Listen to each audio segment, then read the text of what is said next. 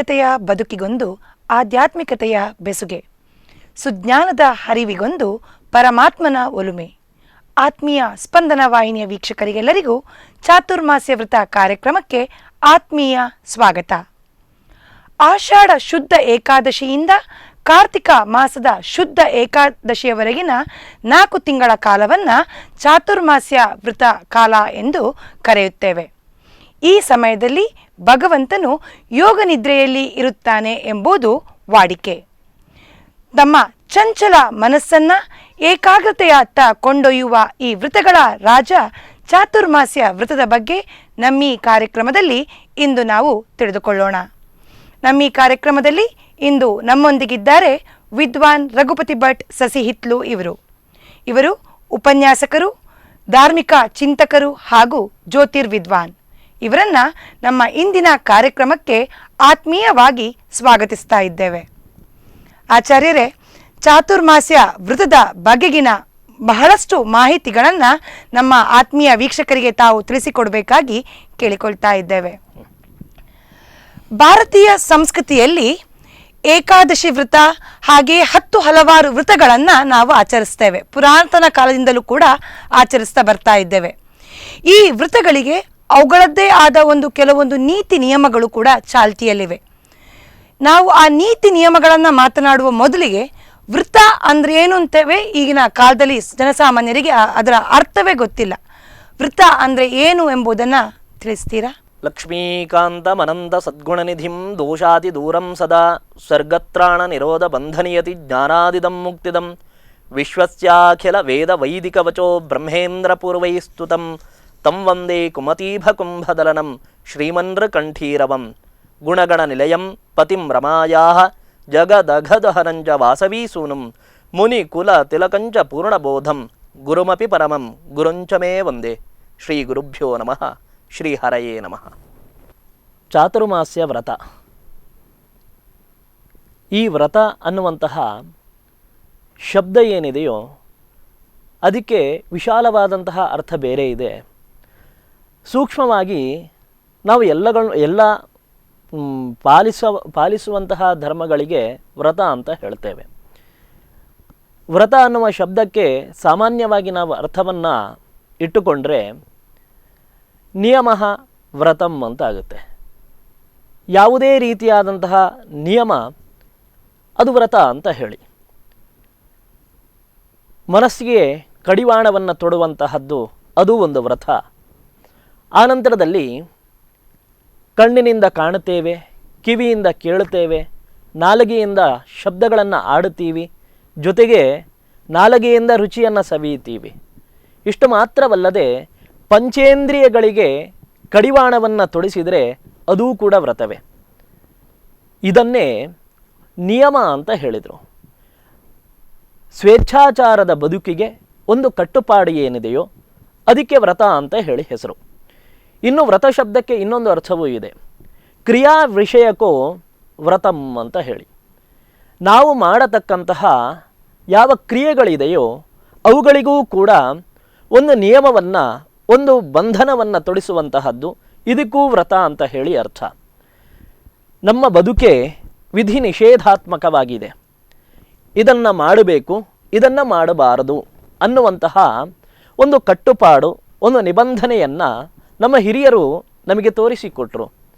ಯಾಕಂದರೆ ಅಮೂಲ್ಯವಾಗಿರುವಂತಹ ಮನುಷ್ಯ ಜನ್ಮ ಅದು ವೃಥ ಆಗಬಾರದು, ವ್ರತಗಳಿಂದ ಪರಿಪೂರಿತವಾಗಿರಬೇಕು.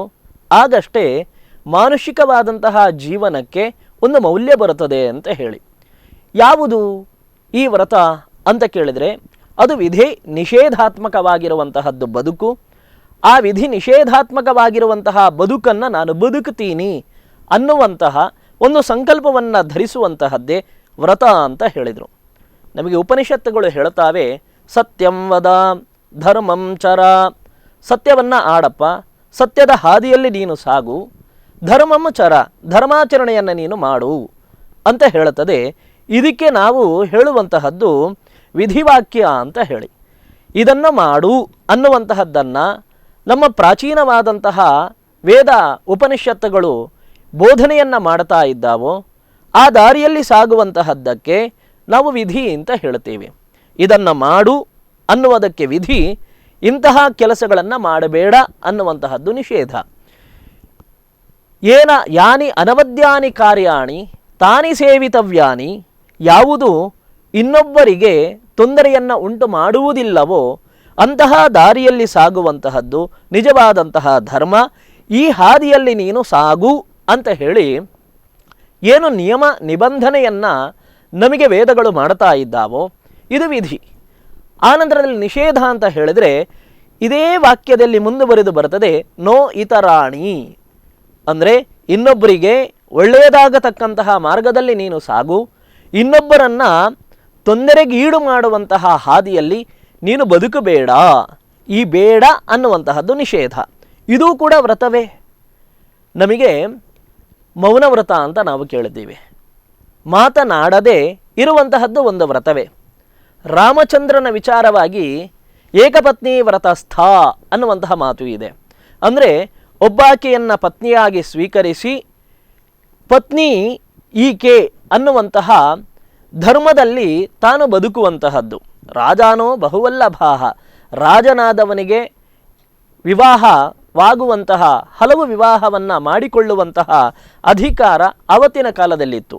ಆದರೂ ಕೂಡ ರಾಮ ಇದ್ದವನು ಏಕಪತ್ನಿ ವ್ರತಸ್ಥ, ಅನ್ಯ ಸ್ತ್ರೀಯನ್ನು ತಾನು ಪರಿಗ್ರಹಣ ಮಾಡೋದಿಲ್ಲ ಅನ್ನುವಂತಹ ವ್ರತದಲ್ಲಿದ್ದ.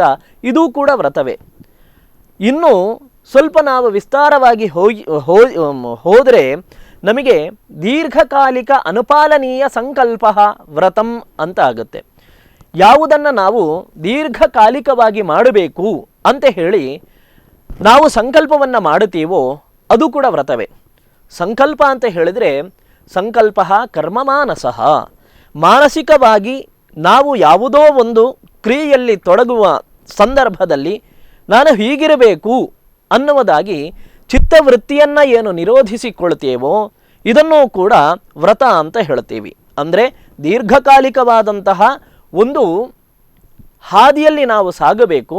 ಆ ಕಾಲದಲ್ಲಿ ನಾನು ಹೀಗಿರಬೇಕು ಅಂತ ಹೇಳಿ ನಮ್ಮ ನಿಶ್ಚಯ ಏನಿದೆಯೋ ಇದಕ್ಕೆ ಸಂಕಲ್ಪ ಅಂತ ಹೇಳಿ ಹೆಸರು. ಇಂತಹ ದೀರ್ಘಕಾಲಿಕವಾದಂತಹ ಹಾದಿಯಲ್ಲಿ ಸಾಗುವಂತಹ ನಮ್ಮ ಬದುಕಿನಲ್ಲಿ ನಾವು ಅಳವಡಿಸಿಕೊಳ್ಳುವಂತಹ ನಿಯಮಗಳು ಏನಿದ್ದಾವೋ ಇದೂ ಕೂಡ ವ್ರತವೇ ಅಂತ ಆಗುತ್ತದೆ. ಆದ್ದರಿಂದಾಗಿ ವ್ರತ ಶಬ್ದಕ್ಕೆ ಪ್ರಧಾನವಾದಂತಹ ಅರ್ಥ ನಿಯಮ, ನಿಬಂಧನೆ, ಒಂದು ಕಟ್ಟುಪಾಡಿನ ಒಳಗಡೆ ಇರುವಂತಹದ್ದು ಅನ್ನುವಂತಹ ಅರ್ಥದಲ್ಲಿ ಪ್ರಾಚೀನರು ಈ ವ್ರತ ಶಬ್ದವನ್ನು ಬಳಸಿದ್ದಾರೆ. ಚಂಚಲ ಚಿತ್ತವನ್ನ ನಿವಾರಿಸಿಕೊಂಡು ಸತ್ಕರ್ಮವನ್ನ ಮಾಡುವಂತಹದ್ದು ಕೆಲಸ. ಅದಕ್ಕೋಸ್ಕರವಾಗಿಯೇ ಸಂಕಲ್ಪ ಅನ್ನುವಂತಹ ಶಬ್ದ. ಮಾನಸಿಕವಾಗಿ ನಾವು ಸಿದ್ಧರಾಗಬೇಕು, ದೃಢ ಸಂಕಲ್ಪವನ್ನು ಹೊಂದಬೇಕು. ಚಿತ್ತದಲ್ಲಿ ಉಂಟಾಗುವಂತಹ ಯಾವ ವೈಪರೀತ್ಯಗಳಿದ್ದಾವೋ ಅವುಗಳನ್ನು ನಿಗ್ರಹಿಸಿಕೊಂಡು ಏಕತ್ರ ಸನ್ನಿವೇಶಗೊಳಿಸಿಕೊಂಡು ಏಕಾಗ್ರ ಮತಿಯಿಂದ ತಾನು ಕೈಗೊಳ್ಳುವಂತಹ ಕೆಲಸದಲ್ಲಿ ಸಾಧನೆಯನ್ನು ಮಾಡುವಂತಹದ್ದಕ್ಕೆ ಸಂಕಲ್ಪ ಅಂತ ಹೇಳಿ ಹೆಸರು. ಇನ್ನು ನಾವು ಪುರಾತನ ಆಚರಣೆಗಳನ್ನು ನೋಡಿದರೆ ಪ್ರತಿಯೊಂದು ಪುರಾತನ ಆಚರಣೆಗಳಿಗೂ ಕೂಡ ಅದರದ್ದೇ ಆದ ಒಂದು ಧಾರ್ಮಿಕ ಹಿನ್ನೆಲೆಗಳಿರ್ತವೆ. ಈ ವೃತ ಆಚರಣೆಗಳು ಕೂಡ ಒಂದು ಅದರದ್ದೇ ಆದ ಧಾರ್ಮಿಕ ಹಿನ್ನೆಲೆಗಳು ಏನಾದರೂ ಇದೆಯಾ? ಹೌದು, ಎಲ್ಲ ವ್ರತಗಳಿಗೂ ಕೂಡ ಧಾರ್ಮಿಕವಾದಂತಹ ಹಿನ್ನೆಲೆ ಇದ್ದೇ ಇದೆ. ಈ ವ್ರತಾಚರಣೆಯನ್ನು ಯಾಕೆ ಮಾಡಬೇಕು? ನಾವು ಈ ಧರ್ಮದ ಸಂಬಂಧವನ್ನು ಕಳಚಿಕೊಂಡ್ರೆ ಯಾವುದೇ ವ್ರತಕ್ಕೂ ಅರ್ಥ ಇರೋದಿಲ್ಲ. ಮನುಷ್ಯ ಸಜ್ಜನನಾಗಿ ಬದುಕಬೇಕು, ಯಾರಿಗೂ ಸುಳ್ಳು ಹೇಳಬಾರದು, ಇನ್ನೊಬ್ಬರ ದುಡ್ಡನ್ನು ಲಪಡಾಯಿಸಬಾರದು. ಇದೆಲ್ಲವೂ ಕೂಡ ಸಜ್ಜನನ ಲಕ್ಷಣ ಅಂತ ನಾವೇ ಹೇಳ್ತೀವಿ. ಆದರೆ ಈ ಧರ್ಮದ ಪಂಕ್ತಿಯ ಒಳಗಡೆ ನಾವು ಈ ಸಜ್ಜನಿಕತೆಯನ್ನು ತರಲಿಲ್ಲ ಅಂತಾದರೆ ಯಾವುದೇ ನಮ್ಮ ಸದ್ವಿಚಾರಗಳಿಗೆ ಸದಾಚಾರಗಳಿಗೆ ಅರ್ಥ ಇಲ್ಲ ಅಂತ ಆಗಿಬಿಡುತ್ತದೆ. ಯಾಕೆ ಅಂತ ಹೇಳುತ್ತೇನೆ. ಇದು ಮೊದಲಿಗೆ ಸುಳ್ಳನ್ನು ಹೇಳಬಾರದು. ಯಾಕೆ ಸುಳ್ಳನ್ನು ಹೇಳಬಾರದು ಅಂತ ಕೇಳಿದರೆ ಇನ್ನೊಬ್ಬರಿಗೆ ತೊಂದರೆಯಾಗುತ್ತದೆ. ಈ ಧರ್ಮ ಅನ್ನುವಂತಹ ಕುಕ್ಷಿಯ ಒಳಗಡೆ ಇದನ್ನು ತರಲಿಲ್ಲ ಅಂತಾದರೆ ಕೊನೆಗೆ ಇದು ಎಲ್ಲಿ ಹೋಗಿ ನಿಲ್ಲುತ್ತದೆ ಅಂತ ಕೇಳಿದರೆ ಸುಳ್ಳನ್ನು ಹೇಳಬಾರದು. ಯಾಕೆ ಕೇಳಿದರೆ ನನಗೂ ತೊಂದರೆಯಾಗುತ್ತದೆ. ಆನಂತರದಲ್ಲಿ ಸುಳ್ಳನ್ನು ಯಾರೂ ಹೇಳಬಾರದು, ಯಾಕಂದರೆ ನನಗೂ ತೊಂದರೆ ಆಗುತ್ತದೆ. ಯಾರೂ ಸುಳ್ಳನ್ನು ಹೇಳಬಾರದು, ನಾನು ಸುಳ್ಳನ್ನು ಹೇಳಬಹುದು. ನಾನು ಧರ್ಮಿಷ್ಠನಾಗಿದ್ದರೆ ಮಾತ್ರ ಧರ್ಮದ ಚೌಕಟ್ಟಿನ ಒಳಗಡೆ ನಾನೂ ಬದುಕಬೇಕು ಅನ್ನುವಂತಹ ಪ್ರಜ್ಞೆ ಇದ್ದರೆ ಮಾತ್ರ ತಾನೂ ಕೂಡ ಸುಳ್ಳನ್ನು ಆಡದೆ, ಇನ್ನೊಬ್ಬರಿಗೆ ತೊಂದರೆಯನ್ನು ನೀಡದೆ ಸಾತ್ವಿಕವಾದಂತಹ ಬದುಕನ್ನು ನಡೆಸಲಿಕ್ಕೆ ಸಾಧ್ಯವಾಗುತ್ತದೆ. ಧರ್ಮ ಇಲ್ಲ ಅಂತಾದರೆ ತಾನು ಧರ್ಮದ ಕುಕ್ಷಿಯಿಂದ ಹೊರಬಂದು ಇತರರೆಲ್ಲರಿಗೂ ಕೂಡ ಕೇವಲ ಬೋಧಕವಾದಂತಹ ವಿಚಾರವಾಗಿ ಈ ವ್ರತಾಚರಣೆಗಳು, ಈ ನಿಯಮಗಳು ಉಳಿದು ಬಿಡುತ್ತವೆ ಅನ್ನುವ ಕಾರಣಕ್ಕೋಸ್ಕರವಾಗಿ ಧರ್ಮವನ್ನು ನಾವು ಅಂಗೀಕರಿಸಲೇಬೇಕಾಗುತ್ತದೆ. ಪ್ರತಿಯೊಂದು ವ್ರತಗಳಿಗೂ ಕೂಡ ಧಾರ್ಮಿಕವಾದಂತಹ ಹಿನ್ನೆಲೆಯನ್ನು ನಾವು ಅಂಗೀಕರಿಸಲೇಬೇಕಾಗುತ್ತದೆ. ಕೇವಲ ನಾನು ಸಜ್ಜನನಾಗಿ ಬದುಕುತ್ತೀನಿ ಅಂತ ಹೇಳಿದರೆ ಒಂದಲ್ಲ ಒಂದು ಕಾಲದಲ್ಲಿ ತಾನು ಸದ್ಧರ್ಮವನ್ನು ಬಿಟ್ಟು, ತಾನು ಸದಾಚಾರವನ್ನು ಬಿಟ್ಟು ತಾನು ಪತಿತನಾಗುವಂತಹ ಸಂಭವ ಇರುತ್ತದೆ. ಅದಕ್ಕೋಸ್ಕರವಾಗಿ ಪ್ರತಿಯೊಂದು ವ್ರತಾಚರಣೆಯ ಹಿನ್ನೆಲೆಯಾಗಿ ನಾವು ಧರ್ಮವನ್ನು ಅಂಗೀಕಾರ ಮಾಡುತ್ತೇವೆ. ಅರ್ಥಪೂರ್ಣವಾಗಿ ಧರ್ಮವನ್ನ ಅನುಸರಿಸಿಕೊಂಡು ಹೋಗುವಂಥದ್ದು. ಹೌದು. ಇನ್ನು ಈ ಕಾರ್ಯಕ್ರಮದ ವಿಶೇಷತೆಗೆ ಬಂದ್ರೆ, ನಮ್ಮ ಇವತ್ತಿನ ಕಾರ್ಯಕ್ರಮ ಚಾತುರ್ಮಾಸ್ಯ ವೃತ್ತ ಕಾರ್ಯಕ್ರಮ. ಹೆಸರೇ ಹೇಳ್ತಿದೆ ಚಾತುರ್ಮಾಸ್ಯ ಅಂತ ಹೇಳಿದ್ರೆ 4 ತಿಂಗಳುಗಳು ಅಂತ ಹೇಳಿ. ಈ 4 ತಿಂಗಳ ಚಾತುರ್ಮಾಸ್ಯ ವೃತ್ತ ಅಂದ್ರೆ ಏನು? ಹೆಸರೇ ಹೇಳುವ ಹಾಗೆ 4 ತಿಂಗಳು ಚಾತುರ್ಮಾಸ್ಯ. ಚತುರ್ಮಾಸ ಅದೇ ಚಾತುರ್ಮಾಸ್ಯ ಅಂತ ಆಗುತ್ತದೆ. ಚತುರ್ಮಾಸ ಸಂಬಂಧಿ ಚಾತುರ್ಮಾಸ್ಯಂ. 4 ತಿಂಗಳಿಗೆ ಸಂಬಂಧಪಟ್ಟಂತಹ ವ್ರತ ಅದೇ ಚಾತುರ್ಮಾಸ್ಯ ವ್ರತ ಅಂತ ಹೇಳಿ.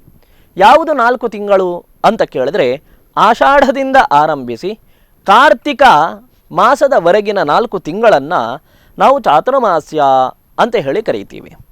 ಆದ್ದರಿಂದಾಗಿ ಚಾತುರ್ಮಾಸ್ಯ ವ್ರತ ಅಂತ ಹೇಳಿದರೆ ಈ 4 ತಿಂಗಳಲ್ಲಿ ನಾವು ಮಾಡಬೇಕಾದಂತಹ, ನಾವು ಪರಿಪಾಲಿಸಬೇಕಾದಂತಹ ನಿಯಮಗಳು ಏನಿದ್ದಾವೋ, ಕೇವಲ ನಿಯಮಗಳು ಮಾತ್ರವಲ್ಲ, ಭಗವಂತನ ಪ್ರೀತ್ಯರ್ಥವಾಗಿ ನಾವು ನಡೆಸಬೇಕಾದಂತಹ ಯಾವ ನಿಯಮಗಳು ಇದ್ದಾವೋ ಅದಕ್ಕೆ ಚಾತುರ್ಮಾಸ್ಯ ವ್ರತ ಅಂತ ಹೇಳಿ ಹೆಸರನ್ನು ಕೊಟ್ಟಿದ್ದಾರೆ. ಆಷಾಢ ಮಾಸದ ಒಂದು ದಿನದಿಂದ ಅಂದ್ರೆ ಏಕಾದಶಿ ಅಂತ ಹೇಳಿ ನಾವು ತಗೊಳ್ಬಹುದು. ಅಲ್ಲಿಂದ ಕಾರ್ತಿಕ ಮಾಸದ ದ್ವಾದಶಿ ತನಕಕ್ಕೆ ನಡೆಯುವಂತ 4 ತಿಂಗಳ ವೃತ ಈ ಚಾತುರ್ಮಾಸ್ಯ ವೃತ. ಇನ್ನೀಗ ನಾವು ತೆಗೆದುಕೊಂಡ್ರೆ, ಭಾರತೀಯ ಒಂದು ಸಂಸ್ಕೃತಿಯಲ್ಲಿ ತೆಗೆದುಕೊಂಡ್ರೆ, ಯಾವುದೇ ಒಂದು ಆಚರಣೆಗೆ ಕೂಡ ಅದರದೇ ಆದ ಒಂದು ಪೌರಾಣಿಕ ಹಿನ್ನೆಲೆಗಳಿರ್ತದೆ. ಅದೇ ರೀತಿ ಈ ಚಾತುರ್ಮಾಸ್ಯ ವೃತ್ತಕ್ಕೆ ಕೂಡ ಅದರದೇ ಆದ ಏನಾದರೂ ಒಂದು ಉಲ್ಲೇಖ ಎಲ್ಲಿಯಾದ್ರೂ ನಾವು ನೋಡ್ಬೋದಾ? ಈ ವೃತ್ತವನ್ನು ನಾವು ಆಚರಿಸಬೇಕು, ಯಾವ ರೀತಿ ಆಚರಿಸಬೇಕು ಎನ್ನುವಂಥ ಉಲ್ಲೇಖಗಳು ಎಲ್ಲಿಯಾದರೂ ಇದೆಯಾ? ಹೌದು ಹೌದು. ನಮ್ಮ ಪ್ರತಿಯೊಂದು ಆಚರಣೆಗೂ ಕೂಡ ಒಂದೋ ವೇದದಿಂದ ಬಂದಿರುವಂತಹ ಹಿನ್ನೆಲೆ, ಅಥವಾ ಉಪನಿಷತ್ತುಗಳಲ್ಲಿ ಹೇಳಿರುವಂತಹ ಹಿನ್ನೆಲೆ, ಅಥವಾ ಪುರಾಣಗಳಲ್ಲಿ ಬಂದಿರುವಂತಹ ಹಿನ್ನೆಲೆ, ಆನಂತರದಲ್ಲಿ ರಾಮಾಯಣ ಮಹಾಭಾರತಗಳಲ್ಲಿ ಬಂದಿರುವಂತಹ ಹಿನ್ನೆಲೆ. ಯಾವುದೇ ಹಿನ್ನೆಲೆ ಇಲ್ಲದೆ ನಮ್ಮಲ್ಲಿ ಯಾವ ಆಚರಣೆಯೂ ಕೂಡ ಇಲ್ಲ. ನಾವು ಯಾವುದನ್ನು ಆಚರಿಸ್ತಾ ಇದ್ದೇವೋ ಅದಕ್ಕೊಂದು ಬಲವಾದಂತಹ ನಮ್ಮ ಪುರಾತನವಾದಂತಹ ಹಿನ್ನೆಲೆ ಇದ್ದೇ ಇದೆ. ಚಾತುರ್ಮಾಸ್ಯ ವ್ರತ ಅಂತ ಹೇಳ್ತೀವಿ. ಈ ಚಾತುರ್ಮಾಸ್ಯ ವ್ರತಕ್ಕೂ ಕೂಡ ಹಿನ್ನೆಲೆ ಇದೆ. ಅದು ಕೆಲವೊಂದು ಕಡೆ ಉಲ್ಲೇಖವಾಗಿದೆ. ನಮಗೆ ಸ್ಕಾಂದ ಪುರಾಣ, ಆನಂತರದಲ್ಲಿ ಆದಿತ್ಯ ಪುರಾಣ, ಆನಂತರದಲ್ಲಿ ವರಾಹ ಪುರಾಣ, ಈ ಪುರಾಣಗಳಲ್ಲಿ ನಮಗೆ ಚಾತುರ್ಮಾಸ್ಯದ ಏನು ಪ್ರಾಶಸ್ತ್ಯ ಅನ್ನುವಂತಹದ್ದು ನಮಗೆ ಕಾಣಲಿಕ್ಕೆ ಸಿಗುತ್ತದೆ. ಪ್ರಧಾನವಾಗಿ ವರಾಹ ಪುರಾಣ ಏನಿದೆಯೋ ಅದರಲ್ಲಿ ನಮಗೆ ಚಾತುರ್ಮಾಸ್ಯವನ್ನು ಸ್ವತಃ ಭಗವಂತನೇ ಯಾಕೆ ಆಚರಿಸಬೇಕು ಅನ್ನುವಂತಹ ವಿಚಾರಗಳನ್ನು ಭಗವಂತನೇ ತನ್ನ ಪತ್ನಿಯಾದಂತಹ ಧರಾದೇವಿಗೆ ತಾನು ಉಪದೇಶವನ್ನು ಕೊಡ್ತಾನೆ. ಆ ಪ್ರಕರಣಗಳೆಲ್ಲವೂ ಕೂಡ ಅಲ್ಲಿ ಬಂದಿದೆ. ಆದ್ದರಿಂದಾಗಿ ಈ ಯಾವ ಚಾತುರ್ಮಾಸ್ಯ ವ್ರತ ಇದೆಯೋ ಇದಕ್ಕೆಯೂ ಕೂಡ ಪೌರಾಣಿಕವಾದಂತಹ ಹಿನ್ನೆಲೆ ಇದೆ. ಇನ್ನು ವರ್ಷದಲ್ಲಿ 12 ಮಾಸಗಳು. ಈ 12 ಮಾಸಗಳಿಗೆ ಅದರದೇ ಆದ ಒಂದು ವಿಶಿಷ್ಟತೆ ಇದೆ. ಅದರಲ್ಲೂ ಈ ಚಾತುರ್ಮಾಸ್ಯ ಮಾಸಕ್ಕೆ ತುಂಬವಾದ ಒಂದು ವಿಶೇಷತೆ ಇದೆ. ಆ ವಿಶೇಷತೆ ಏನು? ಚಾತುರ್ಮಾಸ್ಯಕ್ಕೆ ಭಾರಿ ವೈಶಿಷ್ಟ್ಯವನ್ನು ಕೊಟ್ಟರು. 12 ಮಾಸಕ್ಕೂ ಕೂಡ ಅದರದ್ದೇ ಆದಂತಹ ವೈಶಿಷ್ಟ್ಯಗಳು ಇದ್ದಾವೆ. ಕೇವಲ ಚಾತುರ್ಮಾಸ್ಯ ಅಂತಲ್ಲ, ನಮಗೆ ಪುರಾಣವನ್ನು ಅವಲೋಕನ ಮಾಡಿದರೆ 6 ಮಾಸಗಳ ಬಗ್ಗೆ ವೈಶಿಷ್ಟ್ಯವನ್ನು ಹೇಳುತ್ತಾರೆ. ಆಷಾಢಾದ್ಯಾಸ್ತು ಷಣ್ಮಾಸಾಹ ದಕ್ಷಿಣಾಯನ ಮೀರಿತಂ. ಆಷಾಢದಿಂದ ಆರಂಭಿಸಿ ಷಣ್ಮಾಸಾಹ 6 ಮಾಸಗಳಿಗೆ ವೈಶಿಷ್ಟ್ಯವನ್ನು ಕೊಡ್ತಾರೆ. ಸ್ವತಃ ಭಗವಂತನೇ ಗೀತೆಯಲ್ಲಿ ಹೇಳುತ್ತಾನೆ, ಮಾಸಾನಾಂ ಮಾರ್ಗಶೀರ್ಷೋಸ್ಮಿ ಅಂತ ಹೇಳಿ ಭಗವಂತ ಹೇಳ್ತಾನೆ. ಈ ಮಾರ್ಗಶೀರ್ಷ ಅನ್ನುವಂತಹ ಮಾಸ ಚಾತುರ್ಮಾಸ್ಯ ಅಂತ ನಾವು ಏನು ಆಚರಣೆ ಮಾಡ್ತಾ ಇದ್ದೀವೋ ಅದರಲ್ಲಿ ಬರ್ತಾ ಇಲ್ಲ, ಅದರ ನಂತರದಲ್ಲಿ ಬರ್ತಾ ಇದೆ. ಆದರೆ ಭಗವಂತ ಹೇಳ್ತಾನೆ ಚಾತುರ್ಮಾಸ್ಯ ಈ ಮಾರ್ಗಶೀರ್ಷ ಮಾಸದಲ್ಲಿ ಮಾಡತಕ್ಕಂತಹ ಯಾವ ಆಚರಣೆಗಳಿದ್ದಾವೋ ಅದು ನನಗೆ ಬಹಳ ಪ್ರೀತಿಪ್ರದ ಅಂತ ಭಗವದ್ಗೀತೆಯಲ್ಲಿ ಹೇಳುತ್ತಾರೆ. ಇಷ್ಟು ಮಾತ್ರ ಅಲ್ಲದೆ ಷಣ್ಮಾಸ ಅಂತ ಹೇಳ್ತಾರೆ, 6 ಮಾಸಗಳು. ಕಾರ್ತಿಕದಿಂದ ಆಷಾಢದಿಂದ ಆರಂಭಿಸಿ ಆಷಾಢ, ಶ್ರಾವಣ, ಭಾದ್ರಪದ, ಆನಂತರದಲ್ಲಿ ಕಾರ್ತಿಕ, ಮಾರ್ಗಶೀರ್ಷ, ಪೌಷ ಮಾಸದವರೆಗೆ. ಈ ಪೌಷ ಮಾಸ ಅಂತ ಹೇಳಿದ್ರೆ ಮಾರ್ಗಶೀರ್ಷದ ಅರ್ಧ, ಪೌಷ ಮಾಸದ ಅರ್ಧ, ಇದು ಧನುರ್ಮಾಸ ಅಂತ ನಾವು ಸ್ವೀಕಾರ ಮಾಡ್ತೀವಿ. ಆದ್ದರಿಂದಾಗಿ ಈ 6 ತಿಂಗಳು ಏನಿದೆಯೋ ಇದೆಲ್ಲವೂ ಕೂಡ ಒಂದು ವಿಶಿಷ್ಟವಾದಂತಹ ಕಾಲ. ಈ ಕಾಲದಲ್ಲಿ ನಾವು ಮಾಡತಕ್ಕಂತಹ ಯಾವ ಆಚರಣೆಗಳಿದ್ದಾವೋ ಅದಕ್ಕೊಂದು ಮಹತ್ವ ಇದೆ. ಹೇಗೆ ಅಂತ ಕೇಳಿದರೆ, ಮಾಘ ಮಾಸದಲ್ಲಿ ಏನು ನಾವು ಆಚರಣೆಯನ್ನು ಮಾಡ್ತೀವೋ ಅದು ತಪಸ್ಸಾಗಿರಬಹುದು ಅಥವಾ ಸತ್ಕರ್ಮವೇ ಆಗಿರಬಹುದು, ವ್ರತಗಳೇ ಆಗಿರಬಹುದು. ಇವಕ್ಕೆ ಕೋಟಿ ಗುಣ ಇದೆ ಅಂತ ಹೇಳಿ, ಅಂದರೆ ಬೇರೆ ತಿಂಗಳಲ್ಲಿ ಮಾಡುವಂತಹ ವ್ರತಗಳಿಗೂ ಈ ಮಾಘ ಮಾಸದಲ್ಲಿ ಮಾಡುವಂತಹ ಯಾವ ಸತ್ಕರ್ಮ ಇದೆಯೋ ಆ ಸತ್ಕರ್ಮಕ್ಕೆ ಕೋಟಿ ಪಟ್ಟು ಪುಣ್ಯ ನಮಗೆ ಲಭಿಸ್ತದೆ ಅಂತ ಹೇಳಿ. ಅದೇ ಮಾಘ ಮಾಸದ ನಂತರದಲ್ಲಿ ಒಂದು ವೇಳೆ ವೈಶಾಖ ಮಾಸದಲ್ಲಿ ನಾವು ಸತ್ಕರ್ಮವನ್ನು ಆಚರಣೆ ಮಾಡಿದರೆ ಆ ವೈಶಾಖ ಮಾಸದಲ್ಲಿ ಮಾಘ ಮಾಸದಲ್ಲಿ ಸಿಗುವ ಪುಣ್ಯಕ್ಕಿಂತ ಮತ್ತು ಕೋಟಿ ಪುಣ್ಯ ನಮಗೆ ಸಿಗುತ್ತದೆ ಅಂತ ಹೇಳಿ. ಆದರೆ ಈ ಚಾತುರ್ಮಾಸ್ಯ ಅಂತ ಏನಿದೆಯೋ ಈ 4 ತಿಂಗಳು, ಈ 4 ತಿಂಗಳಲ್ಲಿ ನಾವು ಏನು ಧರ್ಮಾಚರಣೆಯನ್ನು, ಸತ್ಕರ್ಮವನ್ನು, ವ್ರತವನ್ನು ನಾವು ಮಾಡ್ತೀವೋ ಅದಕ್ಕೆ ಸಂಖ್ಯೆ ಹೇಳಲಿಲ್ಲ, ಅನಂತವಾದಂತಹ ಪುಣ್ಯ ಲಭಿಸ್ತದೆ ಅಂತ ಹೇಳಿ ಸ್ವತಃ ವರಾಹರೂಪಿ ಭಗವಂತ ಹೇಳ್ತಾನೆ. ಆದ್ದರಿಂದಾಗಿ ಉಳಿದ ಮಾಸಗಳೂ ಕೂಡ ಮಾರ್ಗಶೀರ್ಷ, ಆನಂತರದಲ್ಲಿ ಪೌಷ ಮಾಸ, ಇಲ್ಲಿಯೂ ಕೂಡ ಪುಣ್ಯ ಇದೆ, ಇಲ್ಲ ಅಂತ ಹೇಳಿ ಅಲ್ಲ. ಆದರೆ ಈ ಚಾತುರ್ಮಾಸ್ಯ ಭಗವಂತನಿಗೆ ಅತೀವ ಪ್ರಿಯವಾದುದರಿಂದಾಗಿ ಅನಂತವಾದಂತಹ ಪುಣ್ಯಗಳಿವೆ ಅನ್ನುವಂತಹ ಮಾತು ಸ್ವತಃ ಭಗವಂತನೇ ಆಡಿರೋದರಿಂದಾಗಿ, ಜೊತೆಗೆ ಇಲ್ಲೊಂದು ವಿಷಯ ಇದೆ. ಉತ್ತರೋತ್ತರವಾಗಿ ಈ ಮಾಸಗಳಲ್ಲಿ ಪುಣ್ಯ ಸಂಗ್ರಹ ಅಭಿವೃದ್ಧಿಗೊಳ್ಳುತ್ತಾ ಹೋಗುತ್ತದೆ. ಆಷಾಢ ಮಾಸದಲ್ಲಿ ಏನು ನಾವು ಸತ್ಕರ್ಮವನ್ನು ಮಾಡುತ್ತೀವೋ ಅದಕ್ಕಿಂತ ಶ್ರಾವಣ ಮಾಸದಲ್ಲಿ ಮಾಡುವಂತಹ ಸತ್ಕರ್ಮಕ್ಕೆ ಪುಣ್ಯ ಅಧಿಕವಾಗಿ ಲಭಿಸ್ತದೆ. ಶ್ರಾವಣ ಮಾಸಕ್ಕಿಂತ ಭಾದ್ರಪದ ಮಾಸದಲ್ಲಿ, ಭಾದ್ರಪದಕ್ಕಿಂತಲೂ ಕೂಡ ಕಾರ್ತಿಕ ಮಾಸದಲ್ಲಿ ಮಾಡುವಂತಹ ಸತ್ಕರ್ಮಕ್ಕೆ ಅಧಿಕವಾದಂತಹ ಪುಣ್ಯ ಲಭಿಸ್ತದೆ.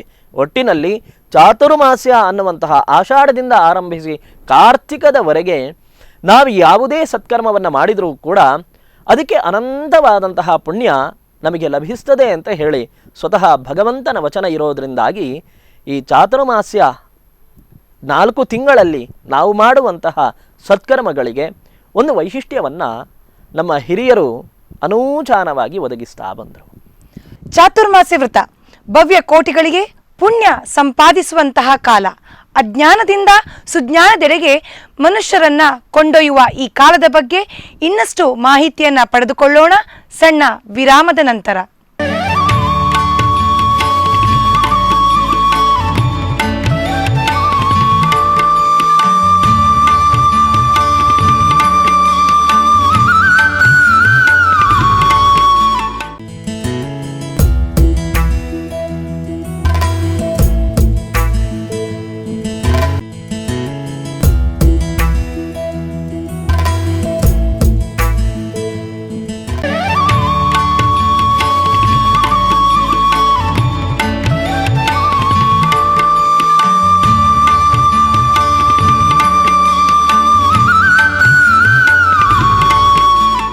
ವಿರಾಮದ ನಂತರ ಚಾತುರ್ಮಾಸ್ಯ ವ್ರತ ಕಾರ್ಯಕ್ರಮಕ್ಕೆ ನಲ್ಮೆಯ ಸ್ವಾಗತ. ಅಹಿಂಸಾ ತತ್ವವನ್ನ ಪ್ರಧಾನವಾಗಿರಿಸಿಕೊಂಡು ಆಚರಿಸುವ ಈ ಚಾತುರ್ಮಾಸ್ಯ ವ್ರತದ ಬಗ್ಗೆ ಇನ್ನಷ್ಟು ತಿಳಿದುಕೊಳ್ಳೋಣ. ಆಚಾರ್ಯರೇ, ನೀವೀಗ ಮಾತಾಡ್ತಾ ಹೇಳಿದ್ರಿ ಭಗವಂತನು ತನ್ನ ಪತ್ನಿಯಾದ ದರಾದೇವಿಗೆ ಈ ಚಾತುರ್ಮಾಸ್ಯದ ಬಗ್ಗೆ ವಿಶೇಷವಾಗಿ ಹೇಳ್ತಾನೆ ಅಂತ ಹೇಳಿ. ಈ ವಿಶೇಷವಾಗಿ ಅವನು ಹೇಳುವಾಗ ಯಾವುದಾದ್ರೂ ಅದಕ್ಕೆ ಸಂಬಂಧಪಟ್ಟ ಕಥೆಗಳ ಉಲ್ಲೇಖ ಏನಾದರೂ ಇದೆಯಾ, ಹೇಗೆ? ಹೌದು, ವರಾಹ ಪುರಾಣದಲ್ಲಿ ಒಂದು ಆಖ್ಯಾನವೇ ಬರುತ್ತದೆ. ಈ ಚಾತುರ್ಮಾಸ್ಯ ವಿಧಿಗೆ ಸಂಬಂಧಪಟ್ಟ ಹಾಗೆ ಒಂದು ಅಧ್ಯಾಯವೇ ಇದೆ. ಅಲ್ಲಿ ಭಗವಂತ ತಾನು ವರಾಹರೂಪಿಯಾಗಿ ಧರಾದೇವಿಗೆ ಬೋಧನೆಯನ್ನು ಮಾಡುತ್ತಾನೆ. ಬೋಧನೆ ಅಂತ ಹೇಳಿದರೆ ಧರಾದೇವಿ ಪ್ರಶ್ನೆಯನ್ನು ಮಾಡುವಂತಹದ್ದು, ವರಾಹರೂಪಿ ಭಗವಂತ ಉತ್ತರವನ್ನು ನೀಡುವಂತಹದ್ದು. ಇದೆಲ್ಲವೂ ಏನು ಕೇಳಿದರೆ ಈ ವ್ರತಗಳ ಬಗ್ಗೆ ಧರಾದೇವಿಗೆ ತಿಳಿದಿಲ್ಲ ಅಂತ ಅಲ್ಲ. ಅಲ್ಲಿ ಉದ್ದೇಶ ಏನು ಕೇಳಿದ್ರೆ ನಮ್ಮೆಲ್ಲರನ್ನೂ ಕೂಡ ಪ್ರತಿನಿಧೀಕರಿಸಿಕೊಂಡು ಯಾರು ಸಾಧಕ ಜೀವನಿದ್ದಾನೋ ಅವನನ್ನು ಪ್ರತಿನಿಧೀಕರಿಸಿಕೊಂಡು ಸಾಧನೆಯ ಉತ್ತುಂಗ ಶಿಖರಕ್ಕೆ ಏರಬೇಕಿದ್ರೆ ಯಾವ ಹಾದಿಯಲ್ಲಿ ಸಾಗಬೇಕು ಅನ್ನುವಂತಹದ್ದನ್ನು ಲೋಕಕ್ಕೆ ತಿಳಿಸುವಂತಹ ಒಂದು ಪ್ರಯತ್ನ ಅಷ್ಟೇ. ಯಾಕೆ ಅಂತೇಳಿ ಆಚಾರ್ಯ ಮಧ್ವರು ಒಂದು ಮಾತು ಹೇಳ್ತಾರೆ, ಭಗವಂತ ರಾಮನಾಗಿ ಭೂಮಿಗೆ ಬಂದ, ಭಗವಂತ ಕೃಷ್ಣನಾಗಿ ಭೂಮಿಗೆ ಬಂದ. ಉದ್ದೇಶ ಏನು ಅಂತ ಕೇಳಿದ್ರೆ ನಾವೆಲ್ಲರೂ ಹೇಳ್ತೀವಿ ದುಷ್ಟ ಶಿಕ್ಷಣ ಆಗಬೇಕು, ಶಿಷ್ಟ ರಕ್ಷಣೆ ಆಗಬೇಕು, ಅದಕ್ಕೋಸ್ಕರವಾಗಿ ಭಗವಂತ ಬಂದ ಅನ್ನುವಂತಹದ್ದು ಸರ್ವೇ ಸಾಮಾನ್ಯವಾಗಿ ಎಲ್ಲರಿಗೂ ತಿಳಿದಿರುವಂತಹ ಸಂಗತಿ. ಆದರೆ ಇದಷ್ಟೇ ವಿಚಾರ ಅಲ್ಲ. ದುಷ್ಟ ಶಿಕ್ಷಣವನ್ನು ಮಾಡಬೇಕು ಅಂತಾದರೆ ಭಗವಂತ ಅವತಾರವನ್ನು ಎತ್ತಿ ಬರಬೇಕಾದ್ದಿಲ್ಲ, ಅಲ್ಲಿಯೇ ಕೂತು ದುಷ್ಟ ಶಿಕ್ಷಣವನ್ನು ಮಾಡಬಹುದು. ಅಷ್ಟೇ ಅಲ್ಲದೆ ಭಗವಂತ ಸರ್ವಜ್ಞ ಸರ್ವಶಕ್ತ, ದುಷ್ಟ ಪೀಳಿಗೆಯೇ ಹುಟ್ಟೋದು ಬೇಡ ಅಂತ ಹೇಳಿ ಸಂಕಲ್ಪವನ್ನು ಮಾಡಿದರೆ ಈ ಭೂಮಿಯಲ್ಲಿ ದುಷ್ಟ ಸಂತಾನವೇ ಇರಲಿಕ್ಕೆ ಸಾಧ್ಯ ಇಲ್ಲ. ಆದರೆ ಭಗವಂತ ತಾನು ಅವತಾರವನ್ನು ಎತ್ತಿ ಬರ್ತಾನೆ ಇಲ್ಲಿಗೆ ಅಂತ ಹೇಳಿದರೆ ಅಲ್ಲಿ ಪ್ರಧಾನವಾದಂತಹ ಉದ್ದೇಶ ಮರ್ತ್ಯಾವತಾರಸ್ತ್ವಿಹ ಮರ್ತ್ಯ ಶಿಕ್ಷಣಂ. ಆಚಾರ್ಯ ಮಧ್ವರು ಹೇಳುವಂತಹ ಮಾತು ಬಹಳ ಸ್ವಾರಸ್ಯವಾಗಿ ಹೇಳ್ತಾರೆ. ಭಗವಂತ ಅವತಾರವನ್ನು ಎತ್ತಿ ಬರ್ತಾನೆ ಅಂತ ಹೇಳಿದರೆ ದುಷ್ಟ ಶಿಕ್ಷಣ ಆತನಿಗೆ ಒಂದು ಗಳಿಗೆಯ ಕೆಲಸ, ಅಥವಾ ತಾನು ಮನಸ್ಸಿನಲ್ಲಿ ಅಂದುಕೊಂಡರೆ ಸಾಕು ದುಷ್ಟ ಶಿಕ್ಷಣ ಆಗುತ್ತದೆ. ತಾನು ರಾಮಾವತಾರದಲ್ಲಿ ಬಂದು ತಾನು ಪಡಬಾರದ ಪಡಿಪಾಟಲನ್ನು ಪಟ್ಟು ತಾನು ಜೀವನದಲ್ಲಿ ಹೇಗೆ ಇರಬೇಕು ಅನ್ನುವಂತಹದ್ದನ್ನು ತೋರಿಸಿಕೊಟ್ಟ. ಇದನ್ನೇ ಆಚಾರ್ಯರು ಹೇಳ್ತಾರೆ, ಭಗವಂತನ ಅವತಾರದ ಉದ್ದೇಶ ಏನು ಅಂತ ಕೇಳಿದ್ರೆ ಈ ಲೋಕದಲ್ಲಿ ಇರುವವರಿಗೆ ಶಿಕ್ಷಣವನ್ನು ನೀಡುವಂತಹದ್ದು, ತಾನು ಹೇಗೆ ಬದುಕಬೇಕು, ತಾನು ತನ್ನ ಜೀವನದಲ್ಲಿ ಸಮಸ್ಯೆಗಳನ್ನು ಹೇಗೆ ಎದುರಿಸಬೇಕು ಅನ್ನುವಂತಹದ್ದನ್ನು ತೋರಿಸಿಕೊಳ್ಳಿಕ್ಕೋಸ್ಕರವಾಗಿಯೇ ಭಗವಂತ ಅವತಾರವನ್ನು ಎತ್ತಿ ಬರುತ್ತಾನೆ ಅಂತ ಹೇಳಿ. ಆದ್ದರಿಂದಾಗಿ ಇಲ್ಲೂ ಕೂಡ ಧರಾದೇವಿಗೆ ವರಾಹದೇವರು ಉಪದೇಶವನ್ನು ಮಾಡ್ತಾರೆ ಅಂತ ಹೇಳಿದರೆ ಅದು ನಮ್ಮೆಲ್ಲರಿಗೂ ಕೂಡ ಶಿಕ್ಷಣವನ್ನು ನೀಡುವಂತಹ ಉದ್ದೇಶದಿಂದಾಗಿ ಆ ಉಪದೇಶವನ್ನು ನೀಡುತ್ತಾ ಇದ್ದಾರೆ ಅಂತ ಹೇಳಿ. ಭಗವಂತ ಒಂದು ಆಖ್ಯಾನ ಅಂತ ಹೇಳಿದ್ರೆ ಒಂದು ಕಥೆಯನ್ನು ಧರಾದೇವಿಗೆ ಹೇಳುತ್ತಾನೆ. ಅದು ಏನು ಕಥೆ ಅಂತ ಕೇಳಿದ್ರೆ, ಪುರಾ ಸರ್ವೈಃ ದೇವಗಣೈಃ ವೃತೋಹಂ ಮೇರು ಮಸ್ತಕೆ. ಒಂದು ಕಾಲದಲ್ಲಿ ಭಗವಂತ ಹೇಳುವಂತಹ ಮಾತು, ನಾನು ದೇವಗಣನದ ಜೊತೆಗೆ ದೇವತೆಗಳಿಂದ ಕೂಡಿಕೊಂಡು ಮೇರು ಪರ್ವತದ ಉತ್ತುಂಗ ಶಿಖರದಲ್ಲಿ ಇದ್ದೆ. ಆ ಮೇರು ಪರ್ವತದ ಶಿಖರದಲ್ಲಿ ಇರಬೇಕಿದ್ರೆ ದಕ್ಷಿಣಾಯನ ಕಾಲ ಆರಂಭ ಆಯಿತು. ಅಯನಗಳು ಎರಡು ಅಯನಗಳು ಒಂದು ವರ್ಷಕ್ಕೆ, ಉತ್ತರಾಯಣ ಆನಂತರದಲ್ಲಿ ದಕ್ಷಿಣಾಯನ ಅಂತ ಹೇಳಿ. ಈ ದಕ್ಷಿಣಾಯನ ಕಾಲ ಅನ್ನುವಂತಹದ್ದು ದೇವತೆಗಳಿಗೆ ರಾತ್ರಿಯಾಗುವಂತಹ ಸಮಯ, ಉತ್ತರಾಯಣ ಕಾಲ ಅನ್ನುವಂತಹದ್ದು ದೇವತೆಗಳಿಗೆ ಹಗಲು. ಯಾಕೆ ಈ ಉತ್ತರಾಯಣ ದಕ್ಷಿಣಾಯನ ಹಗಲು ರಾತ್ರಿ ಹೇಗಾಗುತ್ತದೆ ಕೇಳಿದ್ರೆ ನಮ್ಮ ಪ್ರಾಚೀನರ ಗಣನೆ ಅದು ಭಾರಿ ಪರಿನಿಷ್ಠಿತವಾಗಿದೆ. ಮಾನುಷಿಕವಾದಂತಹ ಲೋಕದ 1 ವರ್ಷ ಅಂತ ಹೇಳಿದರೆ ಅದು ದೇವತೆಗಳಿಗೆ 1 ದಿನ. ಇಲ್ಲಿ 1 ವರ್ಷ ಆಗಬೇಕಿದ್ರೆ, 1 ದಿನ ಆಗಬೇಕಿದ್ರೆ 1 ರಾತ್ರಿ ಬೇಕು, 1 ಹಗಲು ಬೇಕು. ಇಲ್ಲಿಯ 365 ದಿನ ಅವರಿಗೆ 1 ದಿನ ಆಗುತ್ತದೆ ಆದಾಗ 6 ತಿಂಗಳು ಹಗಲು ಬೇಕು, 6 ತಿಂಗಳು ರಾತ್ರಿ ಆಗಬೇಕು. ಉತ್ತರಾಯಣ ಕಾಲವನ್ನು ಹಗಲು ಅಂತ ಹೇಳಿದರು, ದಕ್ಷಿಣಾಯನ ಕಾಲವನ್ನು ರಾತ್ರಿ ಅಂತ ಹೇಳಿದರು. ಆ ರಾತ್ರಿಯ ಕಾಲದಲ್ಲಿ ನಾವೇನು ಮಾಡ್ತೀವಿ? ನಾವು ಕೂಡ ನಿದ್ದೆಯನ್ನು ಮಾಡ್ತೀವಿ. ದೇವತೆಗಳು ಏನು ಮಾಡ್ತಾರೆ ಅಂತ ಕೇಳಿದರೆ ಭಗವಂತನೂ ಕೂಡ ಯೋಗ ನಿದ್ರೆಗೆ ಸಾಗುವಂತಹ ಸಮಯ ಈ ಆಷಾಢದಿಂದ ಮುಂದಿನ 4 ತಿಂಗಳು ಅಂತ ಹೇಳಿ. ಅದಕ್ಕೋಸ್ಕರವಾಗಿಯೇ ನಾವು ಕಾರ್ತಿಕದಲ್ಲಿ ದೀಪಾವಳಿಯನ್ನು ಆಚರಣೆ ಮಾಡುವಂತಹ ಸಂದರ್ಭದಲ್ಲಿ ಉತ್ಥಾನ ದ್ವಾದಶಿ ಅಂತ ಹೇಳ್ತೀವಿ.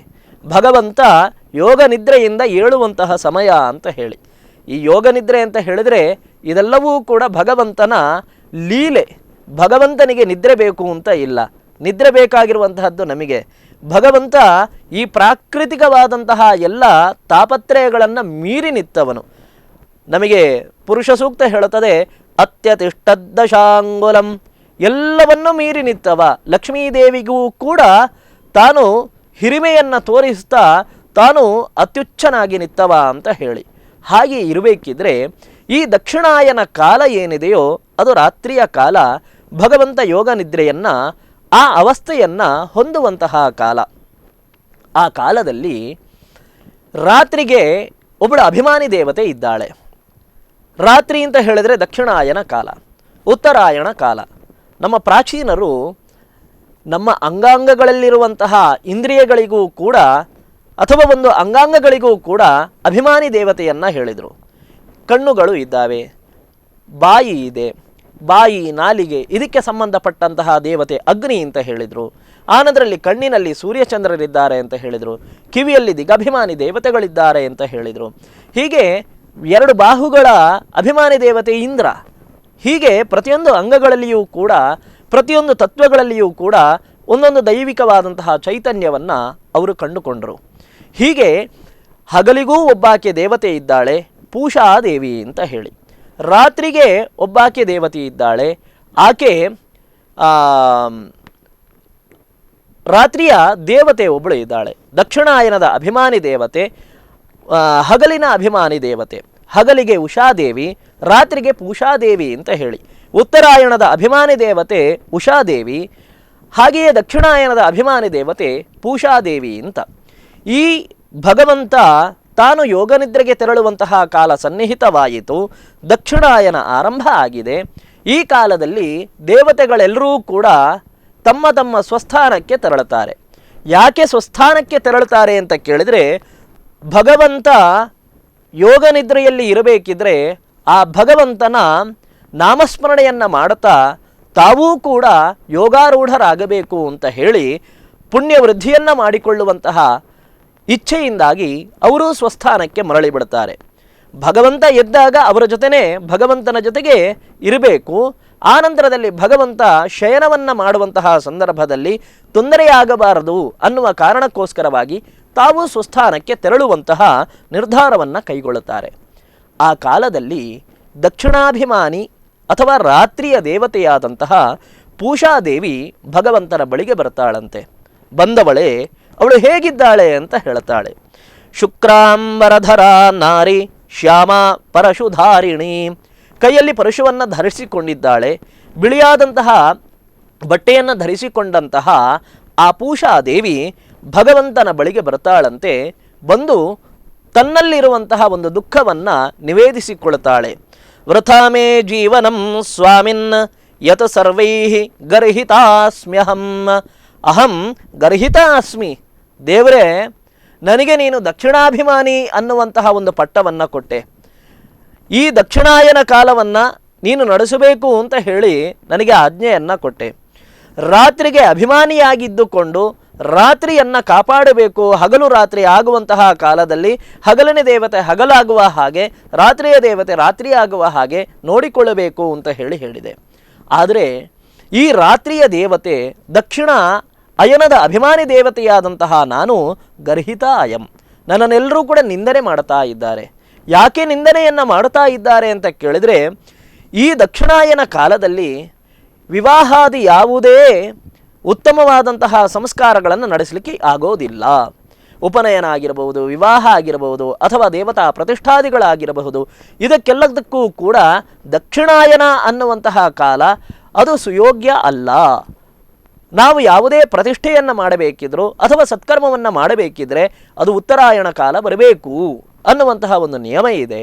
ಆದ್ದರಿಂದಾಗಿ ನನ್ನ ಬದುಕು ಅದು ವೃಥ, ಅದು ವ್ಯರ್ಥವಾಗಿ ಹೋಯಿತು.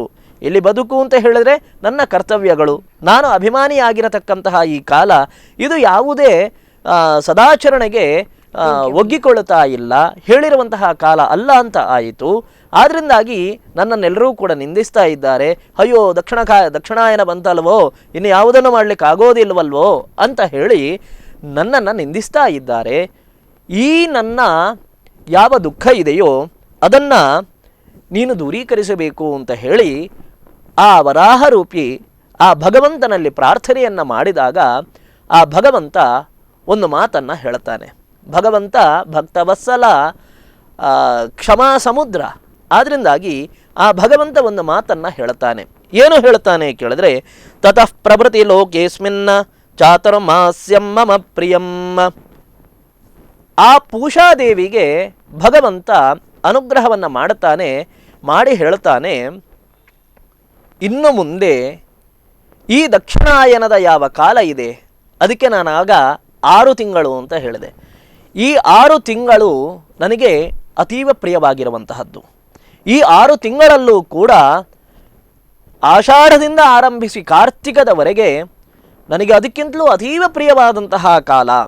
ಅಸ್ತಿ ಪ್ರಿಯತಮಃ ಕಾಲ ಚಾತುರ್ಮಾಸ್ಯ ಅಭಿಹಿತೋ ಮಮ. ಈ ಚಾತುರ್ಮಾಸ್ಯ 4 ತಿಂಗಳು ಏನಿದೆಯೋ ನನಗೆ ಪ್ರಿಯತಮ. ಪ್ರಿಯತಮ ಅಂತ ಹೇಳಿದರೆ ಇದಕ್ಕಿಂತ ಹೆಚ್ಚು ಪ್ರೀತಿಕರವಾಗಿರುವಂತಹದ್ದು ಯಾವುದೂ ಇಲ್ಲ. ಅತೀವ ಪ್ರೀತಿಕರವಾದಂತಹ ಕಾಲ ಅಂತ ಹೇಳಿದರೆ ಈ 4 ತಿಂಗಳು, ಆಷಾಢದಿಂದ ಕಾರ್ತಿಕದವರೆಗೆ. ಈ ಕಾಲದಲ್ಲಿ ಸ್ನಾನಂ ವ್ರತಂ ಜಪೋ ಹೋಮಃ ತತ್ರಾನಂತ ಗುಣಂ ಭವೇತ್. ಯಾವುದೇ ತಪಸ್ಸನ್ನು ಆಚರಿಸಲಿ, ಯಾವುದೇ ವ್ರತವನ್ನು ಮಾಡಲಿ, ಸ್ನಾನಗಳು ಕೆಲವೊಂದು ಶುದ್ಧಿಗೋಸ್ಕರವಾಗಿ, ಶುದ್ಧಿ ಅಂತ ಹೇಳಿದ್ರೆ ದೈಹಿಕವಾದಂತಹ ಶುದ್ಧಿಯಲ್ಲ, ಮಾನಸಿಕವಾದಂತಹ ಶುದ್ಧಿಯನ್ನು ಸಾಧಿಸಲಿಕ್ಕೋಸ್ಕರವಾಗಿ ಮಾಡುವಂತಹ ತೀರ್ಥ ಸ್ನಾನಗಳೇನಿದ್ದಾವು ಅದಕ್ಕೆ ಎಲ್ಲದಕ್ಕೂ ಕೂಡ ಅನಂತವಾದಂತಹ ಪುಣ್ಯಗಳು ಬರುತ್ತವೆ. ಆದ್ದರಿಂದಾಗಿ ಪೂಷಾದೇವಿ, ನೀನು ಚಿಂತಿಸುವಂತಹ ಪ್ರಮೇಯ ಇಲ್ಲ. ಇನ್ನು ಮುಂದಕ್ಕೆ ಈ ದಕ್ಷಿಣಾಯನ ಕಾಲದಲ್ಲಿಯೂ ಕೂಡ ಸಜ್ಜನ ವೃಂದ ವ್ರತ ಉಪವಾಸಾದಿಗಳಲ್ಲಿ ತಮ್ಮನ್ನು ತಾವು ತೊಡಗಿಸಿಕೊಳ್ಳುತ್ತಾ ಅನಂತವಾದಂತಹ ಪುಣ್ಯವನ್ನು ಪಡೆಯುವಂತಹ ಇಚ್ಛೆಯಿಂದ ಮುಂದುವರಿಯುತ್ತಾರೆ. ಇದು ನಾನು ನಿನಗೆ ಕೊಡ್ತಾ ಇರುವಂತಹ ಅನುಗ್ರಹ ವಚನ ಅಂತ ಹೇಳಿ ಭಗವಂತ ಹೇಳುತ್ತಾನೆ. ಅಲ್ಲಿಂದ ಆರಂಭಿಸಿ ಇವತ್ತಿನವರೆಗೂ ಕೂಡ ಈ ಚಾತುರ್ಮಾಸಗಳ ಕಾಲದಲ್ಲಿ ವಿಶೇಷವಾಗಿ ಈ ಸತ್ಕರ್ಮವನ್ನು ಆಚರಣೆ ಮಾಡಬೇಕು ಅನ್ನುವಂತಹ ಭಗವಂತನ ವಚನವನ್ನು ಕಂಡುಕೊಂಡಂತಹ ಋಷಿಮುನಿಗಳು ನಮಗೆ ಒಂದು ದಾರಿಯನ್ನು ತೋರಿಸಿಕೊಟ್ಟರು. ಈ ಕಾಲದಲ್ಲಿ ಮಾಡತಕ್ಕಂತಹ ಯಾವ ಆಚರಣೆಗಳು ಇದ್ದಾವೋ ಭಗವಂತನ ಅನುಗ್ರಹವನ್ನು ಪಡ್ಕೊಳ್ಳಿಕ್ಕೋಸ್ಕರವಾಗಿ ಮೋಕ್ಷಗಾಮಿಗಳಾಗಿ, ಮೋಕ್ಷೇಚ್ಛುಗಳಾಗಿ ತಾವು ಸಾಗಬೇಕಾದಂತಹ ದಾರಿಯಲ್ಲಿ ಸಾಗಿದರೆ ಅದು ಖಂಡಿತವಾಗಿಯೂ ಫಲಿಸ್ತದೆ. ಆದ್ದರಿಂದಾಗಿ ಈ ಚಾತುರ್ಮಾಸ್ಯ ಕಾಲವನ್ನು ವಿಶೇಷವಾಗಿ ಆಚರಣೆಗೆ ನಮ್ಮ ಹಿರಿತನದಿಂದಲೂ ಕೂಡ ಒಳಪಡಿಸ್ತಾ ಬಂದಿದ್ದಾರೆ. ಅಂತರ್ಮುಖಿಯಾಗಿ ಆಧ್ಯಾತ್ಮದತ್ತ ಸಾಧನೆಯನ್ನ ಮಾಡುತ್ತಾ ಭೋಗಾದಿಗಳನ್ನು ತ್ಯಜಿಸಿ ಪುಣ್ಯ ಪ್ರಾಪ್ತಿಗೆ, ಮೋಕ್ಷ ಪ್ರಾಪ್ತಿಗೆ ಮುನ್ನಡೆಯುವಂತಹ ಈ ಚಾತುರ್ಮಾಸ್ಯ ವೃತ್ತದ ಬಗ್ಗೆ ಇನ್ನಷ್ಟು ತಿಳಿದುಕೊಳ್ಳೋಣ ಒಂದು ಪುಟ್ಟ ವಿರಾಮದ ನಂತರ.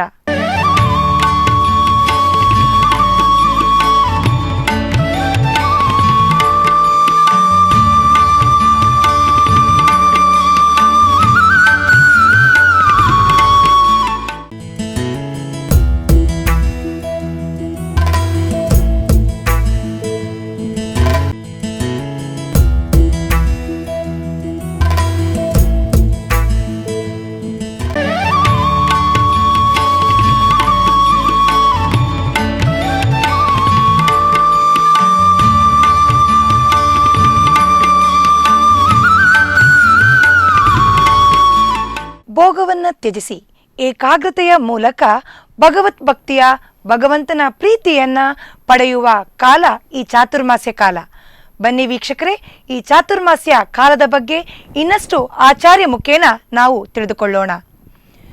ಆಚಾರ್ಯರೇ, ನಾವು ಪ್ರತಿಯೊಂದು ಕಾರ್ಯವನ್ನ ಕೂಡ ಮಾಡಬೇಕಾದ್ರೆ ಅದಕ್ಕೊಂದು ಪೂರ್ವಭಾವಿ ಸಿದ್ಧತೆಯನ್ನು ನಾವು ಮಾಡ್ಕೊಳ್ತೇವೆ.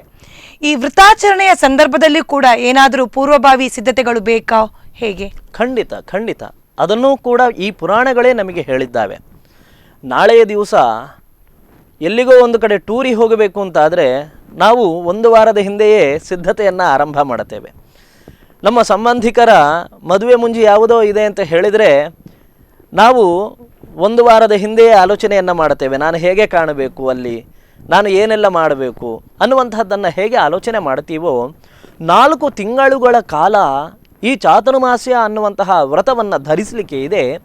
ಆದ್ದರಿಂದಾಗಿ ಅದಕ್ಕೆ ಬೇಕಾದಂತಹ ಪೂರ್ವ ನಿಯೋಜನೆ, ಮಾನಸಿಕವಾದಂತಹ ಗಟ್ಟಿತನ, ಇದನ್ನು ಸಂಪಾದಿಸಿಕೊಳ್ಳಿಕ್ಕೋಸ್ಕರವಾಗಿ ನಮಗೆ ಅಲ್ಲಿಯೇ ಏನು ಮಾಡಬೇಕು ಅಂತ ಹೇಳಿ ಸ್ಕಂದ ಪುರಾಣದಲ್ಲಿ ಹೇಳ್ತಾರೆ.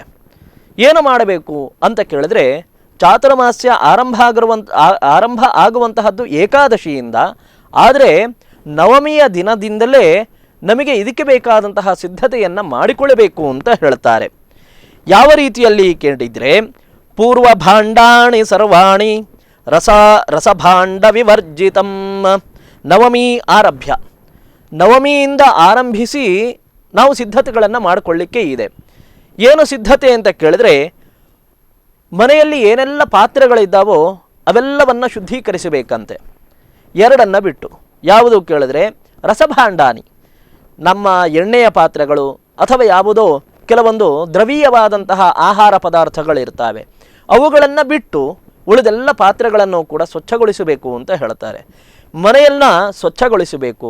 ಮನೆಯಲ್ಲಿರುವಂತಹ ಕಂಬಳಿ ಆಗಲಿ, ಉಡುವಂತಹ ಬಟ್ಟೆಗಳಾಗಲಿ, ಇವೆಲ್ಲವನ್ನು ಕೂಡ ಒಮ್ಮೆ ಸ್ವಚ್ಛಗೊಳಿಸಬೇಕು ಅಂತ ಹೇಳ್ತಾರೆ.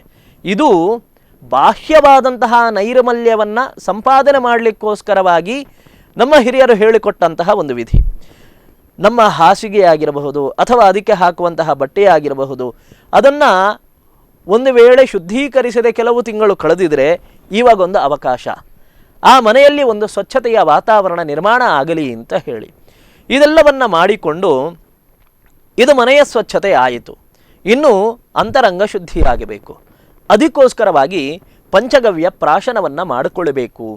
ಈ ಒಂದು ವ್ರತವನ್ನು ಸ್ವೀಕಾರ ಮಾಡುವಂತಹ ಪೂರ್ವಭಾವಿಯಾಗಿ ತನ್ನ ಶರೀರದಲ್ಲಿ ಇರತಕ್ಕಂತಹ ಅಗೋಚರವಾಗಿರತಕ್ಕಂತಹ ಆಹಾರ ಭುಂಜನೆಯಿಂದ ಬಂದಿರತಕ್ಕಂತಹ ಅಭಕ್ಷ್ಯ ಭೋಜ್ಯಗಳನ್ನು ಮಾಡಿರೋದ್ರಿಂದಾಗಿ ಬಂದಿರುವಂತಹ ಯಾವ ಅಶೌಚ ಇದೆಯೋ ಅದನ್ನು ನಿವಾರಿಸಿಕೊಳ್ಳಬೇಕಿದ್ರೆ ಪಂಚಗವ್ಯವನ್ನು ಪ್ರಾಶನ ಮಾಡಬೇಕು ಅಂತ ಹೇಳ್ತಾರೆ.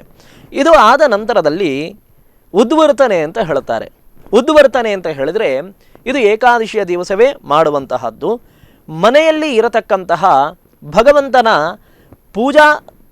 ಪೂಜೆಗೆ ಯೋಗ್ಯವಾಗಿರತಕ್ಕಂತಹ ಯಾವೆಲ್ಲ ಮೂರ್ತಿಗಳಿದ್ದಾವೋ ಅವೆಲ್ಲವನ್ನು ಕೂಡ ಶುಚಿಗೊಳಿಸುವಂತಹ ಕೆಲಸ. ಅವನ್ನು ಶುಚಿಗೊಳಿಸಬೇಕಿದ್ರೆ ಶಾಸ್ತ್ರದಲ್ಲಿ ಹೇಳ್ತಾರೆ, ಯಾವುದೋ ನಾವು ದ್ರವ್ಯಗಳನ್ನು ಬಳಸುವ ಹಾಗಿಲ್ಲ.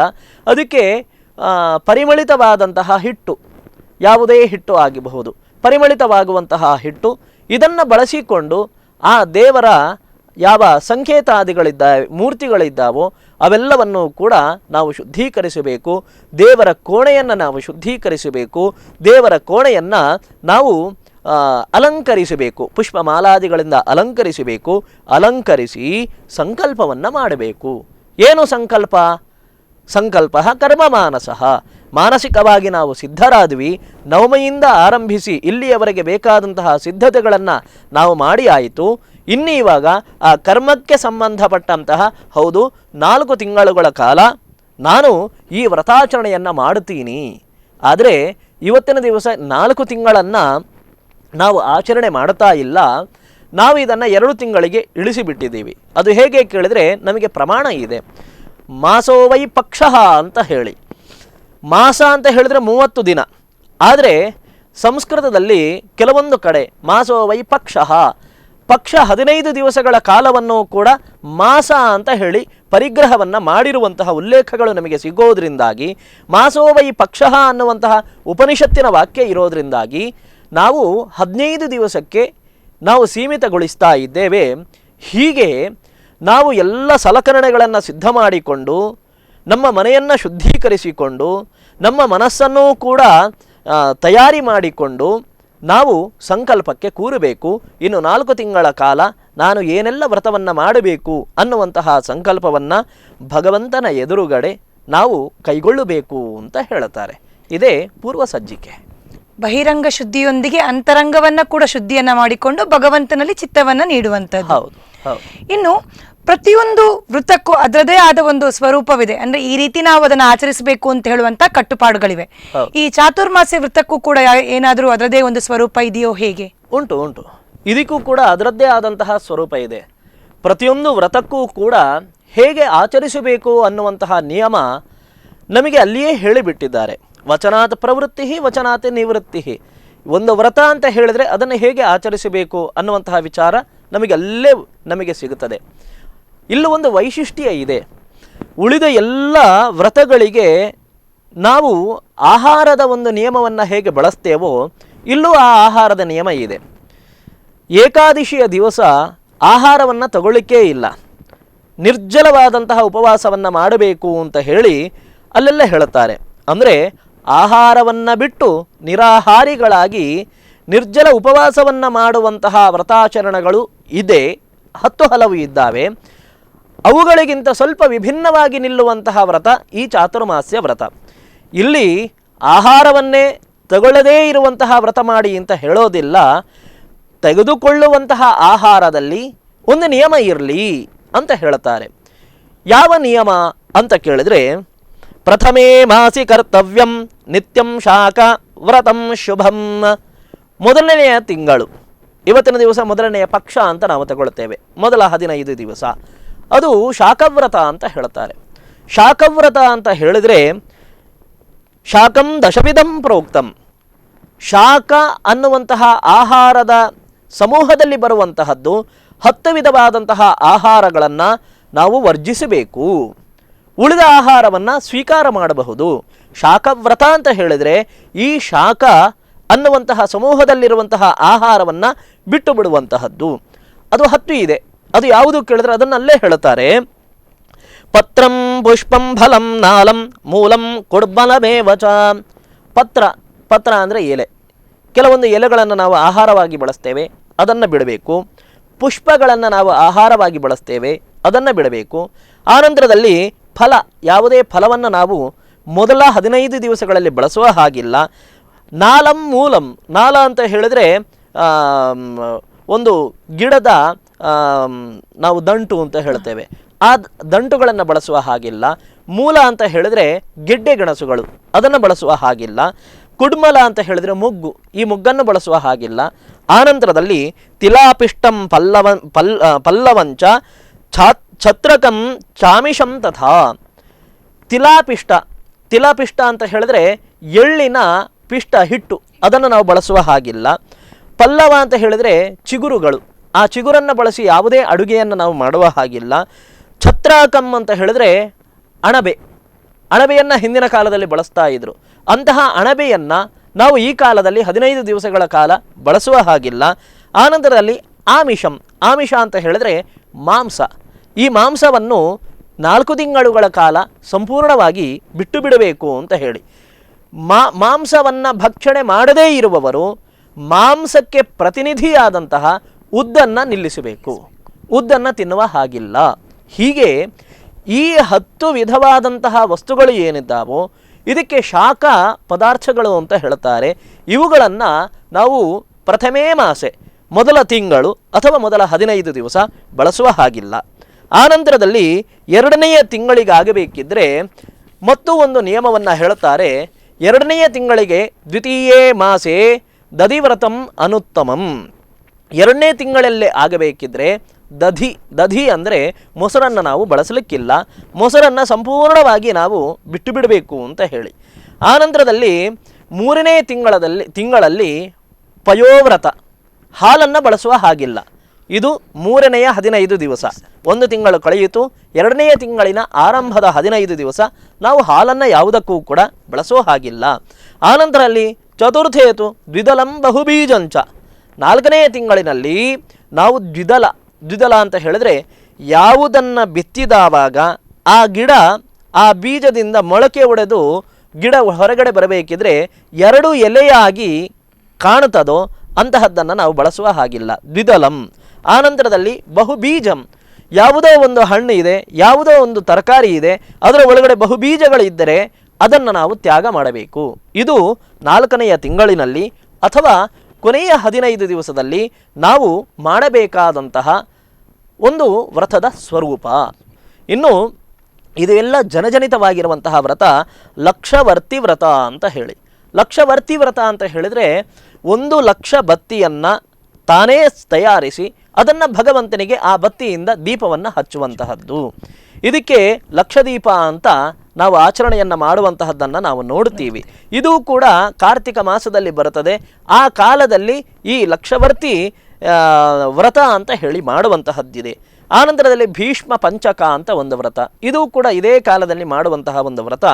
ಭೀಷ್ಮ ಪಂಚಕ ಅಂತ ಹೇಳಿದ್ರೆ ಕಾರ್ತಿಕ ಶುದ್ಧ ಏಕಾದಶಿಯಿಂದ 5 ದಿವಸಗಳ ಕಾಲ ತಾನು ಏಕಾದಶಿ ದಿವಸ ಎಂತಹ ನಿರಾಹಾರ ಯುಕ್ತವಾದಂತಹ ವ್ರತವನ್ನು ಕೈಗೊಳ್ಳುತ್ತೀವೋ ಅದೇ ರೀತಿಯಾಗಿ 5 ದಿವಸಗಳ ಕಾಲ ಯಾವುದೇ ಆಹಾರವನ್ನು ನೀರನ್ನು ತಗೊಳ್ಳದೆ ನಾವು ಮಾಡುವಂತಹ ಯಾವ ಒಂದು ವ್ರತ ಇದೆ ಅದಕ್ಕೆ ಭೀಷ್ಮ ಪಂಚಕ ವ್ರತ ಅಂತ ಹೇಳ್ತಾರೆ. ಆನಂತರದಲ್ಲಿ ಇನ್ನೂ ಲಕ್ಷ ನಮಸ್ಕಾರ ವ್ರತ ಅಂತ ಇದೆ. ಭಗವಂತನಿಗೆ ಆಷಾಢದಿಂದ ಆರಂಭಿಸಿ ಕಾರ್ತಿಕದವರೆಗೆ ಲಕ್ಷ ನಮಸ್ಕಾರ, ದಿನಾ ನಮಸ್ಕಾರವನ್ನು ಮಾಡುವಂತಹದ್ದು, ಅದು ಲಕ್ಷ ಸಂಖ್ಯೆಯಲ್ಲಿ ಕೊನೆಗಾಗಬೇಕಿದ್ರೆ ಹೊಂದಬೇಕು. ಈ ರೀತಿಯಾಗಿ ಲಕ್ಷ ನಮಸ್ಕಾರ ವ್ರತ. ಆನಂತರದಲ್ಲಿ ಲಕ್ಷ ಪ್ರದಕ್ಷಿಣೆ, ದೇವರಿಗೆ ಭಗವಂತನಿಗೆ 1 ಲಕ್ಷ ಪ್ರದಕ್ಷಿಣೆ, ಅದು ಆಷಾಢದಿಂದ ಕಾರ್ತಿಕದ ಒಳಗಡೆ ಲಕ್ಷ ಪ್ರದಕ್ಷಿಣೆಯನ್ನು ಹಾಕಬೇಕು. ಇದೆಲ್ಲದಕ್ಕೂ ಕೂಡ ಅನಂತವಾದಂತಹ ಪುಣ್ಯ ಇರೋದರಿಂದಾಗಿ ಈ ಚಾತುರ್ಮಾಸ್ಯ ಕಾಲದಲ್ಲಿಯೇ ಇವೆಲ್ಲ ವ್ರತಗಳನ್ನು ಕೂಡ ಮಾಡುವಂತಹ ಅವಕಾಶ, ಮಾಡುವಂತಹ ಉಪದೇಶವನ್ನು ನಮ್ಮ ಪ್ರಾಚೀನರು ನೀಡಿದ್ದಾರೆ. ಇನ್ನು ಈ ವೃತೋಪಾಸನೆಗಳಿಗೆ ಯಾವುದಾದ್ರೂ ವೈಜ್ಞಾನಿಕ ಹಿನ್ನೆಲೆ ಇದೆಯೋ ಹೇಗೆ? ಖಂಡಿತವಾಗಿ ಭಾರತೀಯವಾದಂತಹ ಯಾವ ಆಚರಣೆಗಳು ಇದ್ದಾವೋ ಇದೆಲ್ಲದಕ್ಕೂ ಕೂಡ ಒಂದು ವೈಜ್ಞಾನಿಕವಾದಂತಹ ಹಿನ್ನೆಲೆ ಖಂಡಿತವಾಗಿಯೂ ಇದೆ. ನಾವು ಕೆಲವೊಂದು ವಿಚಾರವನ್ನು ಸ್ವಲ್ಪ ವಿಸ್ತಾರವಾಗಿ ನಾವು ತಿಳ್ಕೊಳ್ಬೇಕಾಗುತ್ತದೆ. ಇವತ್ತಿನ ದಿವಸ ನಾವು ಪ್ರತಿಯೊಂದಕ್ಕೂ ಕೂಡ ಸೈಂಟಿಫಿಕ್ ಔಟ್ಲುಕ್ ಅಂತ ಹೇಳ್ತೀವಿ. ಎಲ್ಲದಕ್ಕೂ ಒಂದು ವಿಜ್ಞಾನದ ಔಟ್ಲುಕ್, ಅದಕ್ಕೆ ಒಂದು ವಿಜ್ಞಾನದ ದೃಷ್ಟಿಕೋನ ಅಂತ ಹೇಳಿ. ಆದರೆ ವಿಜ್ಞಾನದ ದೃಷ್ಟಿಕೋನ ಏನು ಅನ್ನುವಂತಹದ್ದು ಕೆಲವೊಮ್ಮೆ ಪ್ರಶ್ನಾರ್ಥಕ ಚಿಹ್ನೆಯಾಗಿಯೇ ಉಳಿದು ಬಿಡುತ್ತದೆ. ಏನು ವಿಜ್ಞಾನ ಅಂತ ಹೇಳಿ. ಇವತ್ತಿನ ಯೂನಿವರ್ಸಿಟಿಗಳು ಡಿಗ್ರಿಯನ್ನು ಕೊಡ್ತಾ ಇದ್ದಾವೆ, ವಿದ್ಯೆಯನ್ನು ಕೊಡ್ತಾ ಇಲ್ಲ. ನಮ್ಮ ಇವತ್ತಿನ ಪರಿಸ್ಥಿತಿ ಏನಾಗಿದೆ ಕೇಳಿದರೆ, ನಮ್ಮ ಪ್ರಾಚೀನವಾದಂತಹ ಆಚರಣೆಗಳು, ಭಾರತದಲ್ಲಿ ಆರ್ಷ ಪರಂಪರೆಯಿಂದ ಬಂದಿರತಕ್ಕಂತಹ ವಿಚಾರಧಾರೆಗಳು ಏನಿದ್ದಾವೋ ಅದೆಲ್ಲವೂ ಕೂಡ ಗೊಡ್ಡು ಸಂಪ್ರದಾಯಗಳು ಅಂತ ಅನ್ನುವಂತಹ ಒಂದು ಮನಸ್ಥಿತಿಗೆ ನಾವು ತಲುಪಿಬಿಟ್ಟಿದ್ದೀವಿ ಇವತ್ತಿನ ದಿವಸ. ಒಂದೆರಡು ಉಲ್ಲೇಖವನ್ನು ನಾನು ಕೊಡ್ತೇನೆ. ಆವತ್ತಿನ ದಿನಮಾನಗಳಲ್ಲಿ ಜಾನ್ ವುಡ್ರೂಫ್ ಅನ್ನುವಂತಹ ವ್ಯಕ್ತಿಯ ಹೆಸರನ್ನು ನಾವು ಇವತ್ತಿಗೂ ಕೂಡ ನಾವು ನೆನಪಿಸಿಕೊಳ್ಳುತ್ತೀವಿ.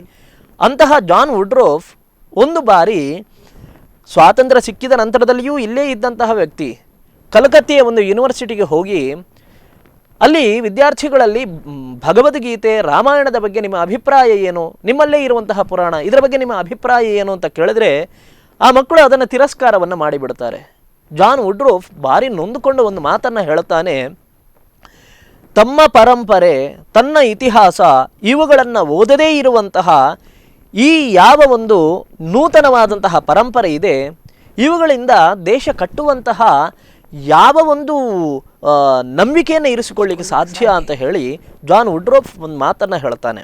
ಯಾವುದು ಬೇಡ, ನನ್ನದೇ ಒಬ್ಬ ವಿದ್ಯಾರ್ಥಿ 9ನೇ ತರಗತಿಯಲ್ಲಿ ನಾನಾಗ ಹೈಸ್ಕೂಲಿನಲ್ಲಿ ಪಾಠ ಮಾಡ್ತಾ ಇದ್ದೆ, ಈಗ ರಿಸರ್ಚ್ ಸೆಂಟರಲ್ಲಿ ವರ್ಕ್ ಮಾಡ್ತಾ ಇದ್ದಾನೆ. 9ನೇ ತರಗತಿಯಲ್ಲಿ ಇರಬೇಕಿದ್ರೆ ಬಹಳ ಆಸಕ್ತಿಯಿಂದ ರಾಮಾಯಣದ ಬಗ್ಗೆ ಪ್ರಶ್ನೆಯನ್ನು ಮಾಡ್ತಾ ಇದ್ದಂತಹ ಆ ವಿದ್ಯಾರ್ಥಿ ಮೊನ್ನೆ ಅಷ್ಟೇ ವಿದೇಶಕ್ಕೆ ಸ್ಕಾಟ್ಲೆಂಡ್ಗೆ ಎಲ್ಲೋ ಹೋಗಿ ಬಂದವನಲ್ಲಿ ಈ ಮಾತಿನಲ್ಲಿ ಆಗಿರುವಂತಹ ವ್ಯತ್ಯಾಸವನ್ನು ಕಂಡಾಗ ನನಗೆ ಆಶ್ಚರ್ಯ ಆಗಿ ಹೋಯಿತು. ಒಂದು ಮಾತು ಹೇಳ್ತಾನೆ, ಸರ್ ಸ್ಕಾಟ್ಲೆಂಡ್ ಭಾರಿ ಸುಂದರವಾಗಿದೆ, ಯಾಕಪ್ಪ ಇಷ್ಟ ಆಯಿತು ಅಂತ ಕೇಳಿದರೆ ಅಲ್ಲಿ 18 ಡಿಗ್ರಿಗಿಂತ ಹೆಚ್ಚು ಟೆಂಪರೇಚರ್ ಹೋಗೋದೇ ಇಲ್ಲ, ನನಗೆ ಭಾರಿ ಇಷ್ಟ ಆಯಿತು ಆ ಊರು. ಇಲ್ಲಿ ಏನು ಯಾವಾಗ ನೋಡಿದ್ರು ಸೆಕೆ, ಚಳಿ, ಯಾವಾಗ ನೋಡಿದ್ರು ಸೆಕೆ ಇಲ್ಲಿ.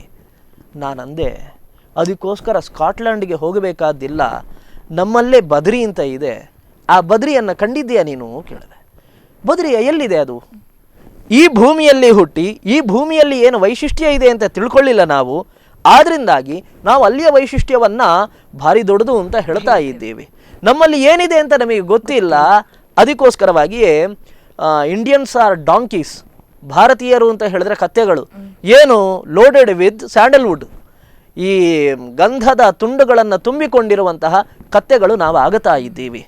ಇದು ಆಗಬಾರ್ದು. ಮರಿಯಾ ವ್ರಿತ್ ಅಂತ ಹೇಳಿ ಜರ್ಮನ್ನ ಒಬ್ಬ ಸಂಶೋಧಕಿ, ಆಕೆ ಬರಹಗಾರ್ತಿ, ಆಕೆ ಹೇಳ್ತಾಳೆ, ಭಾರತೀಯರನ್ನು ಕಂಡಾಗ ನನಗೆ ಭಾರಿ ಬೇಜಾರಾಗುತ್ತಾ ಇದೆ. ಯಾಕೆ ಕೇಳಿದರೆ ತಮ್ಮ ಸಂಸ್ಕೃತಿ, ತಮ್ಮ ಧರ್ಮ ಇವುಗಳ ಬಗ್ಗೆ ಅವಜ್ಞೆಯನ್ನು ಬೆಳೆಸಿಕೊಂಡು ಮಾತಾಡ್ತಾ ಇದ್ದಾರಲ್ಲ ಅಂತ ಹೇಳಿ. ನೇರವಾಗಿ ವಿಷಯಕ್ಕೆ ನಾನು ಬರ್ತೇನೆ. ವ್ರತಗಳ ಬಗ್ಗೆ ಪ್ರಾಚೀನರು ಹೇಳಿದರು. ಆಹಾರದ ಬಗ್ಗೆ ನಿಗಾ ಇರಲಿ, ಅದಕ್ಕೋಸ್ಕರವಾಗಿಯೇ ಆಹಾರದ ನಿಗವನ್ನು ವಹಿಸುವುದಕ್ಕೋಸ್ಕರವಾಗಿಯೇ ಏಕಾದಶಿಯಂತಹ ಕೆಲವೊಂದು ವ್ರತಗಳನ್ನು ನಮಗೆ ತೋರಿಸಿಕೊಟ್ರು. ಏನು ಅದರಿಂದ ಉಪಯೋಗ ಅಂತ ಕೇಳಿದರೆ ಭಗವಂತ ತೃಪ್ತನಾಗುತ್ತಾನೆ ಅಂತ ಹೇಳಿದರು.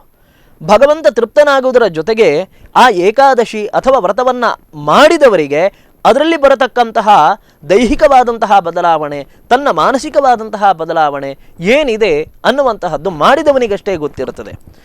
ಇದನ್ನು ಇವತ್ತಿನ ದಿವಸ ಸಂಶೋಧನೆಯನ್ನು ಮಾಡಿ ಹೇಳ್ತಾ ಇದ್ದಾರೆ. ನೊಬೆಲ್ ಪ್ರಶಸ್ತಿ ಪುರಸ್ಕೃತರಾದಂತಹ ನಮ್ಮ ಜಪಾನ್ನ ಒಬ್ಬ ವಿಜ್ಞಾನಿ ಯೋಶಿನರಿ ಅಂತ ಹೇಳಿ ಅವರೊಂದು ಸಿದ್ಧಾಂತವನ್ನು ಮಂಡನೆ ಮಾಡಿದರು ಇತ್ತೀಚೆಗೆ. ಅದು ಏನು ಕೇಳಿದ್ರೆ ಆಟೋಫಗಿ ಅಂತ ಹೇಳಿ ಸ್ವಯಂ ಭಕ್ಷಣೆ ನಮ್ಮ ಶರೀರದಲ್ಲಿ ಅದೆಷ್ಟೋ ಜೀವಕೋಶಗಳು ಸಾಯ್ತಾ ಇರ್ತವೆ.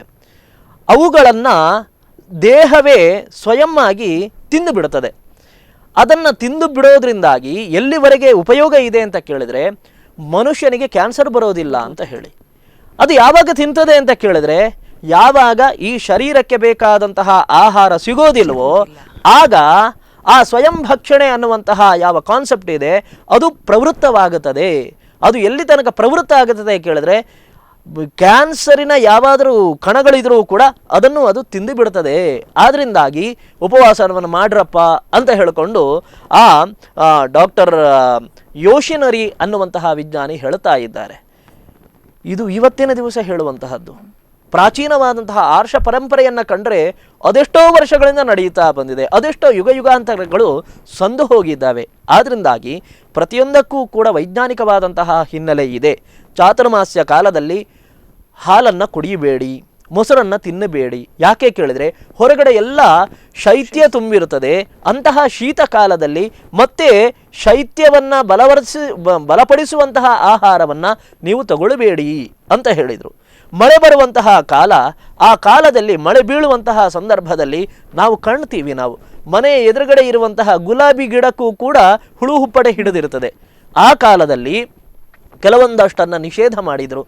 ಯಾಕೆ ಕೇಳಿದರೆ ಅದರಲ್ಲಿ ಹುಳು ಹುಪ್ಪಟೆ ಹಿಡಿದಿರುವಂತಹದ್ದಿದ್ರೆ ನಮಗೆ ಗೊತ್ತಿಲ್ಲದೇ ಇರುವಂತಹ ರೋಗಾಣುಗಳು ಇರುವಂತಹ ಸಂಭವವಿರುತ್ತದೆ. ಆದ್ದರಿಂದಾಗಿ ಅದನ್ನು ದೂರೀಕರಿಸಿ ಅಂತ ಹೇಳಿ. ಕೇವಲ ಇಷ್ಟು ಮಾತ್ರವಲ್ಲದೆ ಆ ನಂತರದಲ್ಲಿ ಮುಂದುವರಿಯುತ್ತಾ ಹೋದರೆ ಭೀಷ್ಮ ಪಂಚಕ ವ್ರತಗಳು ಇತ್ಯಾದಿ 10 ಹಲವು ವ್ರತಗಳನ್ನು ಹೇಳುತ್ತಾರೆ. ಕೆಲವೊಂದಷ್ಟು ಆಹಾರವನ್ನು ವರ್ಜ್ಯ ಮಾಡಿ ಅಂತ ಹೇಳುತ್ತಾರೆ. ಇದೆಲ್ಲವೂ ಕೂಡ ನಮ್ಮ ದೇಹಕ್ಕೆ ಅನುಗುಣವಾದಂತಹ ಆಹಾರವನ್ನು ಆ ಕಾಲದಲ್ಲಿ ಸ್ವೀಕರಿಸಬೇಕು. ತನ್ಮೂಲಕವಾಗಿ ಅಜೀರ್ಣ ಪ್ರಭವಾ ರೋಗ ಮಾಶವನ್ನು ದೂರೀಕರಿಸಿ ಅಂತ ಹೇಳಿದ್ರು. ಉದ್ದನ್ನು ತಿನ್ನಬೇಡಿ ಅಂತ ಹೇಳಿ. ಹೊರಗಡೆ ಶೀತ ಇರಬೇಕಿದ್ರೆ ಉದ್ದಿನ ಅಂಶವನ್ನು, ನಾವು ಬೇಸಿಗೆಯಲ್ಲಿ ನಾವು ಉದ್ದಿನ ದೋಸೆಯನ್ನೇ ತಿಂದ್ರೇ ಆಲಸ್ಯ ಬರ್ತದೆ, ನಿದ್ರೆ ಬರ್ತದೆ. ಅಂತಹದ್ರಲ್ಲಿ ಶೈತ್ಯ ಇರಬೇಕಿದ್ರೆ ಜೀರ್ಣಕ್ರಿಯೆ ಎಲ್ಲವೂ ಕೂಡ ನಿಧಾನಗತಿಯಲ್ಲಿ ಸಾಗುತ್ತಾ ಇರುವಂತಹ ಸಂದರ್ಭದಲ್ಲಿ ಈ ಗಟ್ಟಿ ಆಹಾರಗಳನ್ನು ತಗೊಂಡ್ರೆ ಅಜೀರ್ಣ ಪ್ರಭವಾಹಿ ರೋಗ, ಅಜೀರ್ಣ ಆಗುತ್ತದೆ. ಅಜೀರ್ಣ ಆಯಿತು ಅಂತಾದರೆ ರೋಗಗಳು ಉದ್ಭವವಾಗುತ್ತವೆ. ಆದ್ದರಿಂದಾಗಿ ಆಹಾರದ ಪಥ್ಯವನ್ನು ಈ ಕಾಲದಲ್ಲಿ ಸಾಧಿಸಿ, ಕೇವಲ ಆಹಾರದ ಪಥ್ಯ ಮಾತ್ರ ಅಲ್ಲ, ಇದು ಭಾರತ, ಇದು ಧರ್ಮಕ್ಷೇತ್ರ ಇದು. ಆದ್ದರಿಂದಾಗಿ ಮಾಡುವಂತಹ ಪ್ರತಿಯೊಂದು ಆಚರಣೆಯ ಹಿನ್ನೆಲೆಯಲ್ಲಿಯೂ ಕೂಡ ಭಗವಂತ ಪ್ರೀತನಾಗಲಿ, ಭಗವದ್ ಅನುಗ್ರಹ ಸಿದ್ಧಿಯಾಗಲಿ, ಇದನ್ನು ಮೋಕ್ಷಭೂಮಿ ಅಂತ ನಾವು ಹೇಳೋದು. ಆದ್ದರಿಂದಾಗಿ ನಮ್ಮ ಆಚರಣೆಗೆ ಭಗವದ್ ಅನುಗ್ರಹದ ಒಂದು ಕೊಂಡಿಯನ್ನು ಸೇರಿಸಿ ಮಾಡುವಂತಹ ಆಚರಣೆಯಲ್ಲಿ ಕೇವಲ ಐಹಿಕವಾದಂತಹ ಸುಖ ಮಾತ್ರವಲ್ಲದೆ ಪಾರತ್ರಿಕವಾದಂತಹ ಸುಖವನ್ನೂ ಕೂಡ ಪಡೆಯುವಂತಹ ಹಾದಿಯನ್ನು ನಮ್ಮ ಹಿರಿಯರು ತೋರಿಸಿಕೊಟ್ರು. ಆದ್ದರಿಂದಾಗಿ ನಿಜವಾದಂತಹ ವಿಜ್ಞಾನ ಅಂತ ಹೇಳಿದ್ರೆ ಇದು ಕೇವಲ ಐಹಿಕವಾದಂತಹ ಸುಖ ಅಲ್ಲ, ಪಾರತ್ರಿಕವಾಗಿಯೂ ಕೂಡ ತಾನು ತನ್ನ ಜೀವನವನ್ನು ಸಾಧನೆಯ ಉತ್ತುಂಗ ಶಿಖರಕ್ಕೆ ಏರಿಸಿಕೊಳ್ಳುವಂತಹ, ಜೊತೆಗೆ ಮನುಷ್ಯ ತಾನು ಹುಟ್ಟಿ ಬಂದಿರುವಂತಹದ್ದು ಮತ್ತೆ ಹುಟ್ಟಲಿಕ್ಕೋಸ್ಕರವಾಗಿ ಅಲ್ಲ, ತನ್ನ ಬದುಕನ್ನು ತಾನು ಬಾನೆತ್ತರಕ್ಕೆ ಏರಿಸಿಕೊಳ್ಳುವಂತಹ ಹಾದಿಯಲ್ಲಿ ಸಾಗಬೇಕು ಅನ್ನುವಂತಹ ಉದ್ದೇಶವನ್ನಿಟ್ಟುಕೊಂಡು ನಮ್ಮ ಪ್ರಾಚೀನರು ಈ ವಿಚಾರವನ್ನು ಹೇಳಿದರು. ಆದ್ದರಿಂದಾಗಿ ಇದರ ಬಗ್ಗೆ ಇನ್ನೂ ಕೂಡ ನಾವು ವಿಷಯ ಕೇಂದ್ರಿತವಾದಂತಹ ಸಂಶೋಧನೆಯನ್ನು ಮಾಡಿದಲ್ಲಿ ಇನ್ನೂ ವೈಜ್ಞಾನಿಕವಾದಂತಹ ತತ್ವಗಳು, ವೈಜ್ಞಾನಿಕವಾದಂತಹ ವಿಚಾರಗಳನ್ನು ನಾವು ಖಂಡಿತವಾಗಿಯೂ ಕಂಡುಕೊಳ್ಳಿಕ್ಕೆ ಸಾಧ್ಯ ಇದೆ. ಆಚಾರ್ಯರೇ, ತಮ್ಮ ಅಮೂಲ್ಯವಾದ ಕ್ಷಣಗಳನ್ನು ನಮಗಾಗಿ ಮೀಸಲಿಟ್ಟು ನಮ್ಮೊಂದಿಗೆ ಇವತ್ತು ಚಾತುರ್ಮಾಸ್ಯ ವೃತ್ತದ ಬಗೆಗಿನ ಹಲವಾರು ವಿಚಾರಗಳನ್ನು ನಮ್ಮ ಆತ್ಮೀಯ ವೀಕ್ಷಕರಿಗೆ ತಿಳಿಸಿಕೊಟ್ಟಿದ್ದೀರಿ. ನಿಮಗೆ ಅನಂತಾನಂತ ಧನ್ಯವಾದಗಳು. ಧನ್ಯವಾದ. ಆತ್ಮೀಯ ವೀಕ್ಷಕರೇ, ವ್ರತಗಳು ಏಕಾಗ್ರತೆಯನ್ನು ಹೆಚ್ಚಿಸುತ್ತವೆ. ಅನುಷ್ಠಾನಗಳು ನಂಬಿಕೆಯನ್ನು ಬಲಗೊಳಿಸುತ್ತವೆ. ಮನೋನಿಗ್ರಹದಿಂದ ಏಕಾಗ್ರತೆ ಬಲಗೊಳ್ಳುತ್ತದೆ. ಇದನ್ನೀಯುವ ಈ ಚಾತುರ್ಮಾಸ್ಯ ವ್ರತವು ಸಮಾಜಮುಖಿಯಾಗಲಿ ಎನ್ನುವ ಆಶಯದೊಂದಿಗೆ ನಾನು ನಿಮ್ಮ ಪ್ರೀತಿಯ ಭಾಗ್ಯಶ್ರೀ ಐತಾಳ್. ಮತ್ತೆ ಭೇಟಿಯಾಗೋಣ. ಅಲ್ಲಿಯವರೆಗೆ ಧನ್ಯವಾದಗಳು.